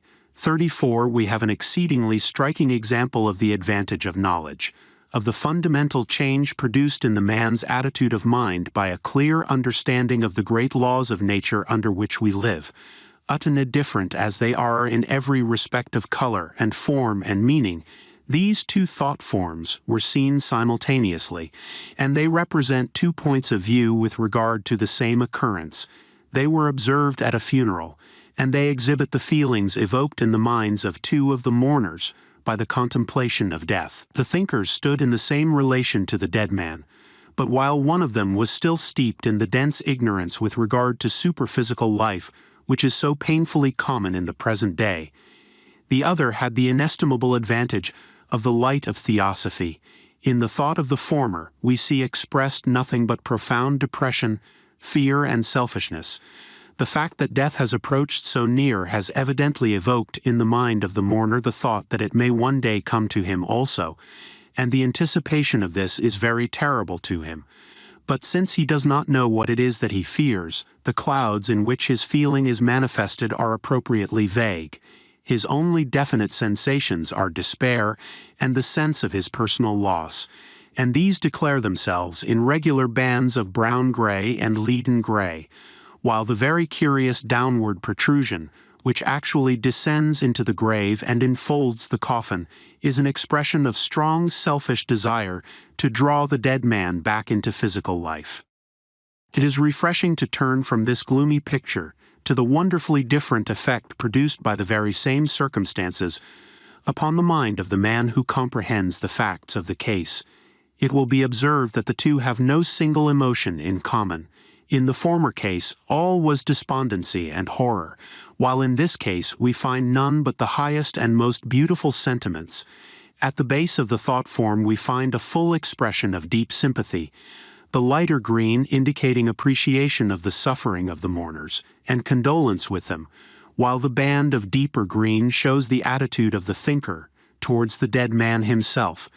The deep rose color exhibits affection towards both the dead and the living, while the upper part of the cone and the stars which rise from it testify to the feeling aroused within the thinker by the consideration of the subject of death, the blue expressing its devotional aspect, while the violet shows the thought of and the power to respond to a noble ideal, and the golden stars denote the spiritual aspirations which its contemplation calls forth. The band of clear yellow which is seen in the center of this thought form is very significant, as indicating that the man's whole attitude is based upon and prompted by his intellectual comprehension of the situation, and this is also shown by the regularity of the arrangement of the colors and the definiteness of the lines of demarcation between them. The comparison between the two illustrations shown in this plate is surely a very impressive testimony to the value of the knowledge given by the theosophical teaching. Undoubtedly, this knowledge of the truth takes away all fear of death and makes life easier to live because we understand its object and its end, and we realize that death is a perfectly natural incident in its course, a necessary step in our evolution. This ought to be universally known among Christian nations, but it is not, and therefore on this point, as on so many others, theosophy has a gospel for the Western world. It has to announce that there is no gloomy, impenetrable abyss beyond the grave, but instead of that, a world of life and light which may be known to us as clearly and fully and accurately as this physical world in which we live now. We have created the gloom and the horror for ourselves, like children who frighten themselves with ghastly stories, and we have only to study the facts of the case, and all these artificial clouds will roll away at once. We have an evil heredity behind us in this matter, for we have inherited all kinds of funereal horrors from our forefathers, and so we are used to them, and we do not see the absurdity and the monstrosity of them. The ancients were in this respect wiser than we, for they did not associate all this phantasmagoria of gloom with the death of the body, partly perhaps because they had a much more rational method of disposing of the body, a method which was not only infinitely better for the dead man and more healthy for the living, but was also free from the gruesome suggestions connected with slow decay. They knew much more about death in those days, and because they knew more, they mourned less. On meeting a friend, Fig. 35 gives us an example of a good, clearly defined and expressive thought form, with each color well marked off from the others. It represents the feeling of a man upon meeting a friend from whom he has been long separated. The convex surface of the crescent is nearest to the thinker, and its two arms stretch out towards the approaching friend as if to embrace him. The rose color naturally betokens the affection felt. The light green shows the depth of the sympathy which exists, and the clear yellow is a sign of the intellectual pleasure with which the creator of the thought anticipates the revival of delightful reminiscences of days long gone by. Fig. 35. On meeting a friend. The appreciation of a picture. In Fig. 36 we have a somewhat complex thought form representing the delighted appreciation of a beautiful picture upon a religious subject.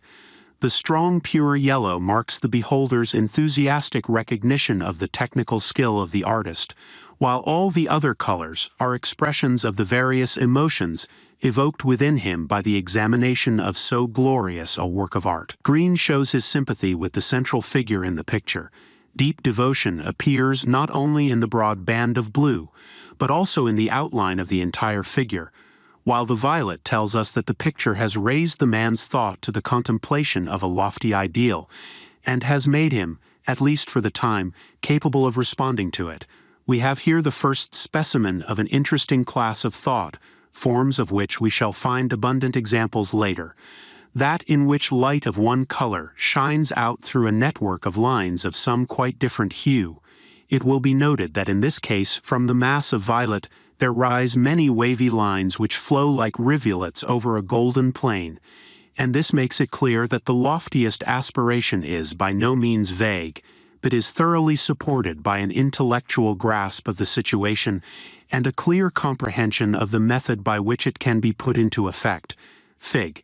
36. The appreciation of a picture. Forms seen in those meditating. Sympathy and love for all. Hitherto we have been dealing chiefly with forms, which are the expression of emotion, or of such thought as is aroused within the mind by external circumstances. We have now to consider some of those caused by thoughts which arise from within. Forms generated during meditation, each being the effect produced by a conscious effort on the part of the thinker to form a certain conception, or to put himself into a certain attitude. Naturally, such thoughts are definite, for the man who trains himself in this way learns how to think with clearness and precision, and the development of his power in this direction shows itself in the beauty and regularity of the shapes produced. In this case, we have the result of an endeavor on the part of the thinker to put himself into an attitude of sympathy and love towards all mankind, and thus we have a series of graceful lines of the luminous green of sympathy, with the strong roseate glow of affection shining out between them. Fig. 37. The lines are still sufficiently broad and wide apart to be easily drawn, but in some of the higher examples of thought forms of this type the lines are so fine and so close that no human hand can represent them as they really are. The outline of this thought form is that of a leaf, yet its shape and the curve of its lines are more suggestive of a certain kind of shell. So that this is another example of the approximation to forms seen in physical nature, which we noted in commenting upon Fig. 16. Fig. 37. Sympathy and love for all. An aspiration to enfold all. In Fig. 38 we have a far more developed example of the same type. Fig. 38. An aspiration to enfold all. This form was generated by one who was trying, while sitting in meditation, to fill his mind with an aspiration to enfold all mankind in order to draw them upward towards the high ideal which shone so clearly before his eyes. Therefore it is that the form which he produces seems to rush out from him, to curve round upon itself, and to return to its base. Therefore it is that the marvelously fine lines are drawn in lovely luminous violet, and that from within the form there shines out a glorious golden light which it is unfortunately quite impossible to reproduce. For the truth is that all these apparently intricate lines are in reality only one line circling round the form again and again, with unwearied patience and wonderful accuracy. It is scarcely possible that any human hand could make such a drawing as this on this scale, and in any case the effect of its colors could not be shown. For it will be seen by experiment that if an attempt be made to draw fine violet lines close together upon a yellow background, a gray effect at once appears, and all likeness to the original is destroyed. But what cannot be done by hand may sometimes be achieved by the superior accuracy and delicacy of a machine, and it is in this way that the drawing was made from which our illustration is reproduced, with some attempt to represent the color effect as well as the wonderful delicacy of the lines and curves. In the 6 directions, the form represented in Fig. 39 is the result of another endeavor to extend love and sympathy in all directions, an effort almost precisely similar to that which gave birth to Fig. 37, though the effect seems so different. Fig. 39, in the 6 directions. The reasons for this variety, and for the curious shape taken in this case, constitute a very interesting illustration of the way in which thought forms grow. It will be seen that in this instance the thinker displays considerable devotional feeling, and has also made an intellectual effort to grasp the conditions necessary for the realization of his wishes, and the blue and yellow colors remain as evidence of this. Originally, this thought form was circular, and the dominant idea evidently was that the green of sympathy should be upon the outside, facing in all directions, as it were, and that love should lie at the center and heart of the thought and direct its outgoing energies. But the maker of this thought form had been reading Hindu books, and his modes of thought had been greatly influenced by them. Students of Oriental literature will be aware that the Hindu speaks not of 4 directions, north, east, south, and west, as we do, but always of 6, since he very sensibly includes the zenith and the nadir. Our friend was imbued from his reading with the idea that he should pour forth his love and sympathy in the 6 directions. But since he did not accurately understand what the 6 directions are, he directed his stream of affection towards 6 equidistant points in his circle. The outrushing streams altered the shape of the outlying lines which he had already built up, and so instead of having a circle as a section of his thought form, we have this curious hexagon with its inward curving sides. We see thus how faithfully every thought form records the exact process of its upbuilding, registering ineffaceably even the errors of its construction. An intellectual conception of cosmic order. In Fig. 40 we have the effect of an attempt to attain an intellectual conception of cosmic order. Fig. 40. An intellectual conception of cosmic order. The thinker was obviously a theosophist, and it will be seen that when he endeavors to think of the action of spirit upon matter, he instinctively follows the same line of symbolism as that depicted in the well-known seal of the Society. Here we have an upward-pointing triangle, signifying the threefold aspect of the spirit, interlaced with the downward-pointing triangle, which indicates matter with its 3 inherent qualities. Usually we represent the upward triangle in white or gold, and the downward-pointing one in some darker hue such as blue or black. But it is noteworthy that in this case the thinker is so entirely occupied with the intellectual endeavor that no color but yellow is exhibited within the form.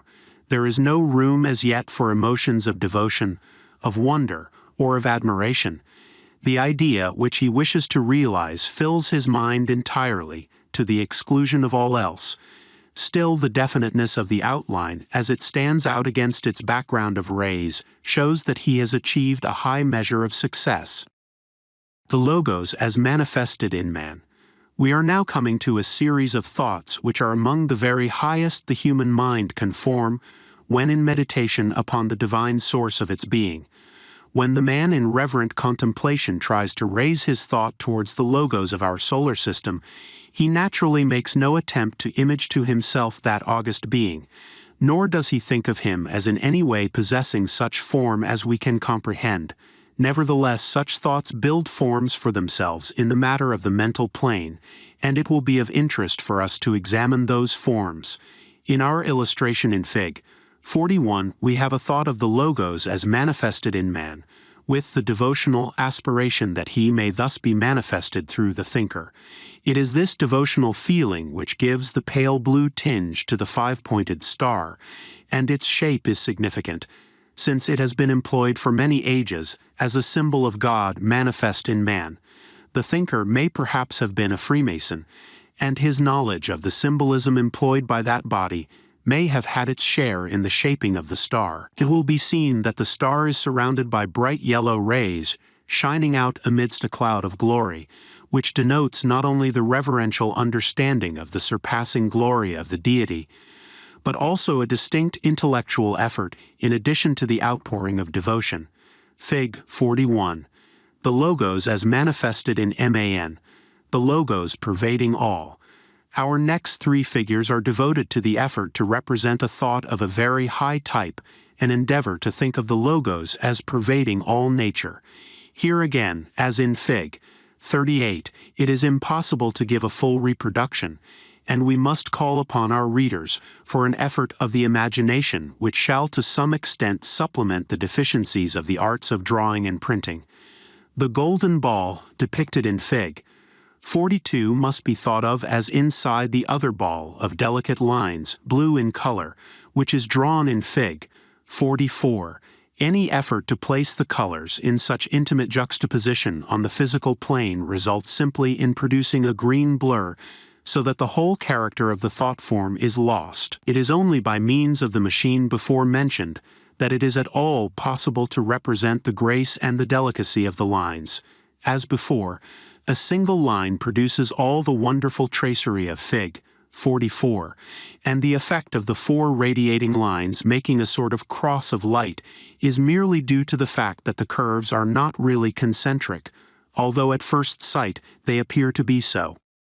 Fig. 42. The logos pervading all. Another conception. Fig. 45 exhibits the form produced by another person when trying to hold exactly the same thought.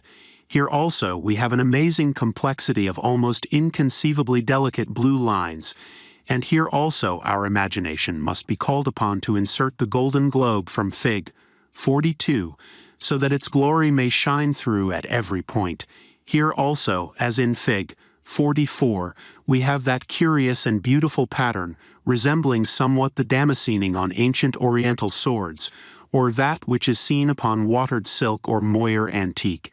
When this form is drawn by the pendulum, the pattern is not in any way intentionally produced, but simply comes as a consequence of the crossing of the innumerable microscopically fine lines. It is evident that the thinker who created the form upon Fig.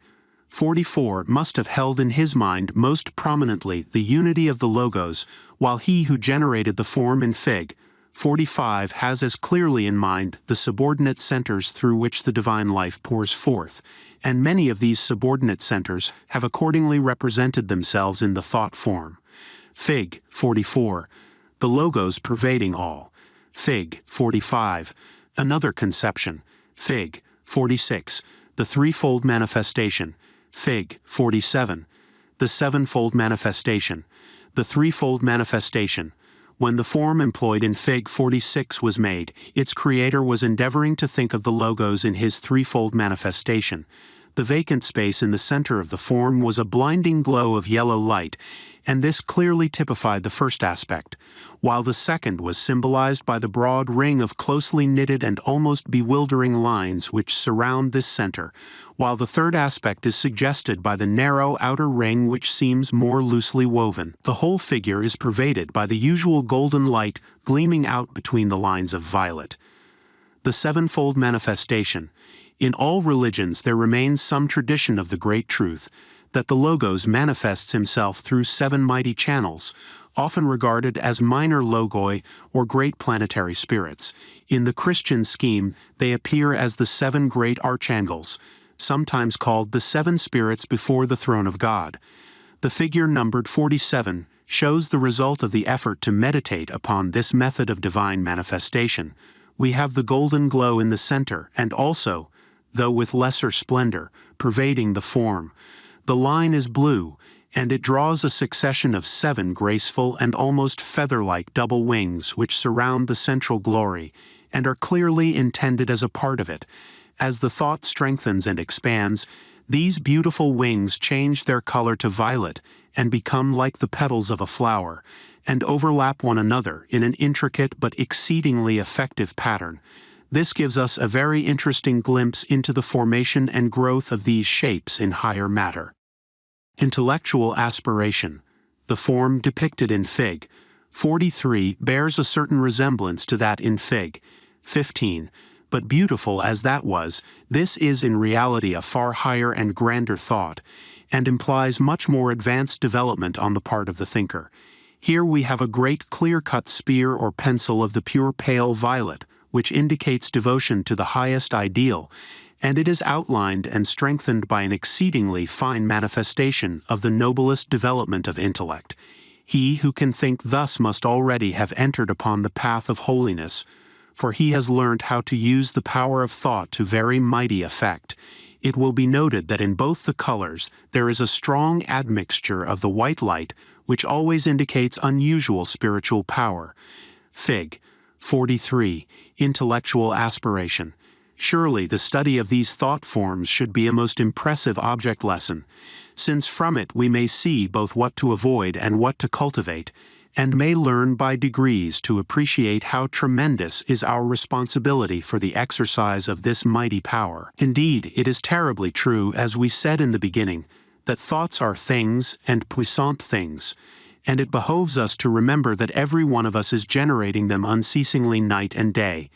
See how great is the happiness this knowledge brings to us, and how gloriously we can utilize it when we know of someone in sorrow or in suffering. Often circumstances arise which prevent us from giving physical help, either by word or deed, however much we may desire to do so, but there is no case in which help by thought may not be given, and no case in which it can fail to produce a definite result. It may often happen that at the moment, our friend may be too entirely occupied with his own suffering, or perhaps too much excited to receive and accept any suggestion from without. But presently a time comes when our thought form can penetrate and discharge itself, and then, assuredly, our sympathy will produce its due result. It is indeed true that the responsibility of using such a power is great, yet we should not shrink from our duty on that account. It is sadly true that there are many men who are unconsciously using their thought power chiefly for evil, yet this only makes it all the more necessary that those of us who are beginning to understand life a little should use it consciously and use it for good. We have at our command a never-failing criterion. We can never misuse this mighty power of thought if we employ it always in unison with the great divine scheme of evolution and for the uplifting of our fellow man. Helpful thoughts. The figures numbered 48 to 54 were the results of a systematic attempt to send helpful thought by the friend who has furnished us with the sketches. A definite time was given each day at a fixed hour. Fig. 48. Helpful thoughts. The forms were in some cases seen by the transmitter, but in all cases were perceived by the recipient, who immediately sent rough sketches of what was seen by the next post to the transmitter, who has kindly supplied the following notes with regard to them. In the colored drawings, Appended, the blue features appear to have represented the more devotional element of the thought. Fig. 49. Helpful thoughts. The yellow forms accompanied the endeavor to communicate intellectual fortitude, or mental strength and courage. The rosy pink appeared when the thought was blended with affectionate sympathy. If the sender, A, could formulate his thought deliberately at the appointed time, the receiver, B, would report seeing a large clear form as in Figs 48, 49, and 54. Fig. 50. Helpful thoughts. The latter persisted for some minutes, constantly streaming its luminous yellow message upon B. If, however, A was of necessity experimenting under difficulty, say walking out of doors, he would occasionally see his forms broken up into smaller globes or shapes, such as 50, 51, 52, and B would report their receipt so broken up. In this way, many details could be checked and compared as from opposite ends of the line, and the nature of the influence communicated offered another means of verification.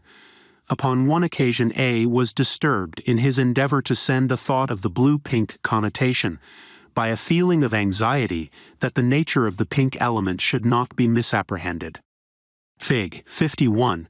Helpful thoughts. The report of B was that a well-defined globe as in Fig. 54 was first seen, but that this suddenly disappeared, being replaced by a moving procession of little light green triangles, as in Fig. 53. These few drawings give but a slight idea of the varied flower-like and geometric forms seen, while neither paint nor crayon work seems capable of representing the glowing beauty of their living colors. Fig. 52. Helpful thoughts. Fig. 53. Helpful thoughts. Fig. 54. Helpful thoughts. Forms built by music. Before closing this little treatise, it will perhaps be of interest to our readers to give a few examples of another type of forms unknown to those who are confined to the physical senses as their means of obtaining information. Many people are aware that sound is always associated with color, that when, for example, a musical note is sounded, a flash of color corresponding to it may be seen by those whose finer senses are already to some extent developed. It seems not to be so generally known that sound produces form as well as color, and that every piece of music leaves behind it an impression of this nature which persists for some considerable time and is clearly visible and intelligible to those who have eyes to see. Such a shape is perhaps not technically a thought form, unless indeed we take it, as we well may, as the result of the thought of the composer expressed by means of the skill of the musician through his instrument. Some such forms are very striking and impressive, and naturally their variety is infinite. Each class of music has its own type of form, and the style of the composer shows as clearly in the form which his music builds, as a man's character shows in his handwriting. Other possibilities of variation are introduced by the kind of instrument upon which the music is performed, and also by the merits of the player. The same piece of music, if accurately played, will always build the same form, but that form will be enormously larger when it is played upon a church organ or by a military band than when it is performed upon a piano, and not only the size, but also the texture of the resultant form will be very different. There will also be a similar difference in texture between the result of a piece of music played upon a violin and the same piece executed upon the flute. Again, the excellence of the performance has its effect, and there is a wonderful difference between the radiant beauty of the form produced by the work of a true artist, perfect alike in expression and execution, and the comparatively dull and undistinguished-looking one which represents the effort of the wooden and mechanical player. Anything like inaccuracy in rendering naturally leaves a corresponding defect in the form, so that the exact character of the performance shows itself just as clearly to the clairvoyant spectator as it does to the auditor. It is obvious that if time and capacity permitted, hundreds of volumes might be filled with drawings of the forms built by different pieces of music under different conditions, so that the most that can be done within any reasonable compass is to give a few examples of the leading types. It has been decided for the purposes of this book to limit these to 3, to take types of music presenting readily recognizable contrasts, and for the sake of simplicity, in comparison, to present them all as they appeared when played upon the same instrument. A very fine church organ. In each of our plates, the church shows as well as the thought form which towers far into the air above it. And it should be remembered that though the drawings are on very different scales, the church is the same in all three cases, and consequently the relative size of the sound form can easily be calculated. The actual height of the tower of the church is just under 100 feet, so it will be seen that the sound form produced by a powerful organ is enormous in size. Such forms remain as coherent erections for some considerable time, an hour or two at least, and during all that time they are radiating forth their characteristic vibrations in every direction, just as our thought forms do. And if the music be good, the effect of those vibrations cannot but be uplifting to every man upon whose vehicles they play. Thus the community owes a very real debt of gratitude to the musician who pours forth such helpful influences, for he may affect for good hundreds whom he never saw and will never know upon the physical plane. Mendelssohn. The first of such forms, a comparatively small and simple one, is drawn for us in Plate M music of Mendelssohn. It will be seen that we have here a shape roughly representing that of a balloon, having a scalloped outline consisting of a double violet line.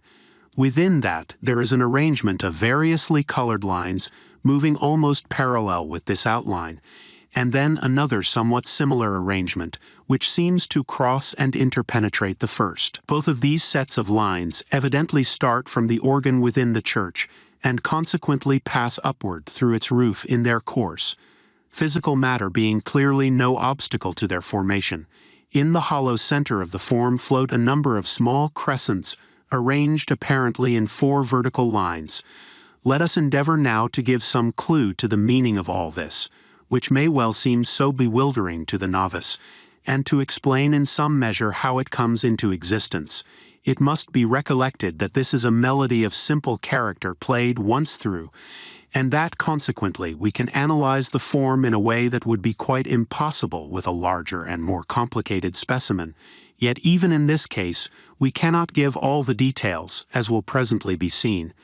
Disregarding for the moment the scalloped border, we have next within it an arrangement of 4 lines of different colors running in the same direction, the outermost being blue, and the others crimson, yellow, and green respectively. These lines are exceedingly irregular and crooked. In fact, they each consist of a number of short lines at various levels joined together perpendicularly.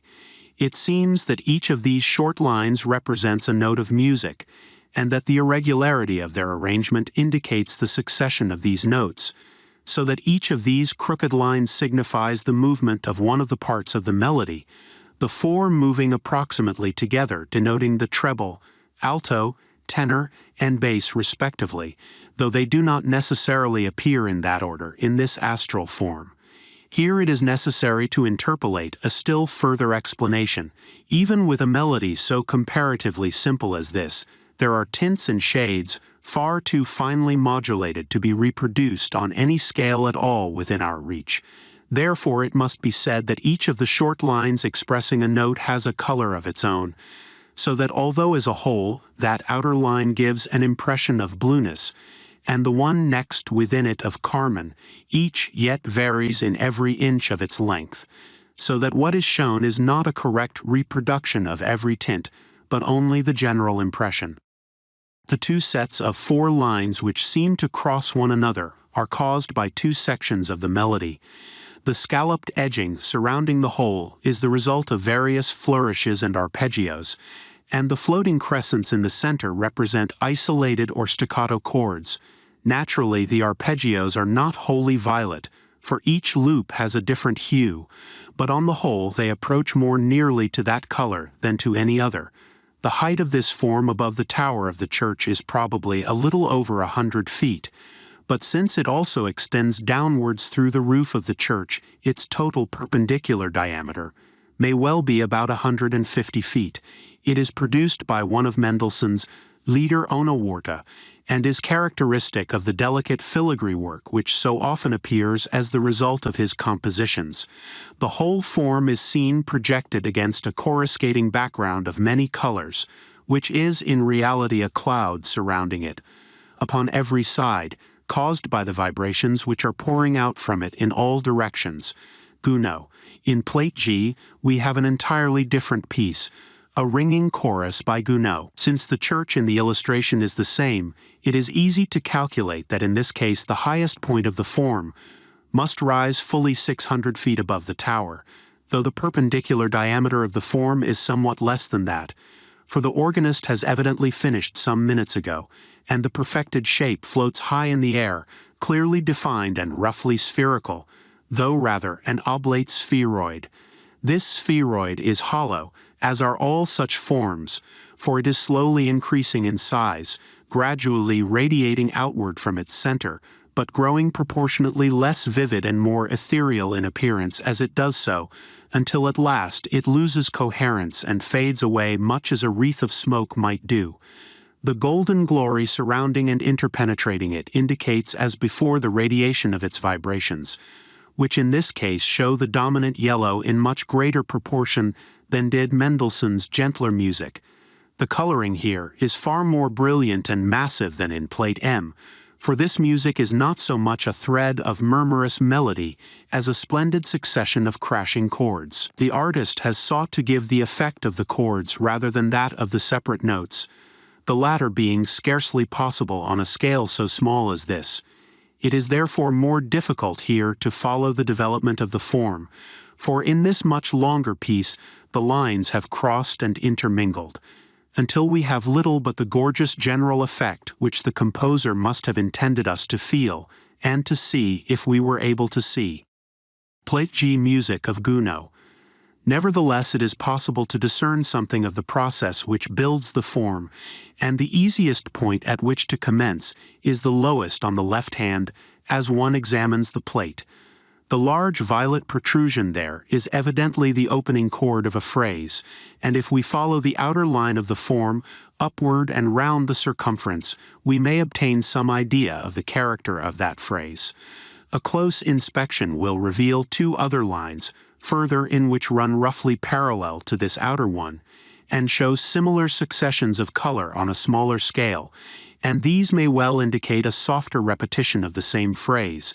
Careful analysis of this nature will soon convince us that there is a very real order in this seeming chaos, and we shall come to see that if it were possible to make a reproduction of this glowing glory that should be accurate down to the smallest detail, it would also be possible patiently to disentangle it to the uttermost, and to assign every lovely touch of coruscating color to the very note that called it into existence. It must not be forgotten that very far less detail is given in this illustration than in Plate M. For example, each of these points or projections has within it as integral parts at least the 4 lines or bands of varying color, which were shown as separate in Plate M, but here they are blended into one shade, and only the general effect of the chord is given. In M we combined horizontally, and tried to show the characteristics of a number of successive notes blended into one, but to keep distinct the effect of the 4 simultaneous parts by using a differently colored line for each.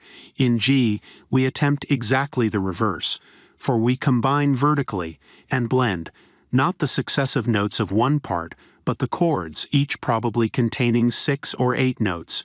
The true appearance combines these two effects with an inexpressible wealth of detail. Plate W music of Wagner. Wagner. No one who has devoted any study to these musical forms would hesitate in ascribing the marvelous mountain range, depicted in Plate W, to the genius of Richard Wagner, for no other composer has yet built sound edifices with such power and decision. In this case we have a vast bell-shaped erection, fully 900 feet in height, and but little less in diameter at the bottom, floating in the air above the church out of which it has arisen. It is hollow, like Gounod's form, but unlike that, it is open at the bottom. The resemblance to the successively retreating ramparts of a mountain is almost perfect, and it is heightened by the billowy masses of cloud which roll between the crags, and give the effect of perspective. No attempt has been made in this drawing to show the effect of single notes or single chords.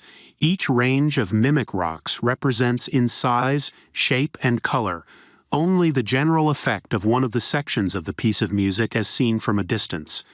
But it must be understood that in reality both this and the form given in Plate G are as full of minute details as that depicted in Plate M, and that all these magnificent masses of color are built up of many comparatively small bands which would not be separately visible upon the scale on which this is drawn. The broad result is that each mountain peak has its own brilliant hue, just as it is seen in the illustration. A splendid splash of vivid color, glowing with the glory of its own living light, spreading its resplendent radiance over all the country round. Yet in each of these masses of color, other colors are constantly flickering, as they do over the surface of molten metal, so that the coruscations and scintillations of these wondrous astral edifices are far beyond the power of any physical words to describe. A striking feature in this form is the radical difference between the two types of music which occur in it, one producing the angular rocky masses, and the other the rounded billowy clouds which lie between them. Other motifs are shown by the broad bands of blue and rose and green which appear at the base of the bell, and the meandering lines of white and yellow which quiver across them are probably produced by a rippling arpeggio accompaniment.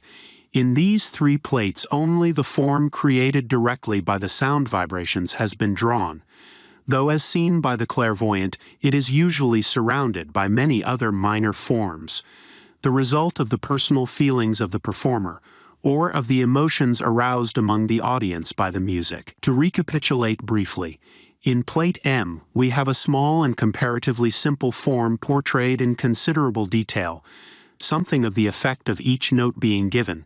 In Plate G we have a more elaborate form of very different character delineated with less detail, since no attempt is made to render the separate notes, but only to show how each chord expresses itself in form and color. In Plate W, we have a still greater and richer form, in the depiction of which all detail is avoided in order that the full effect of the piece as a whole may be approximately given.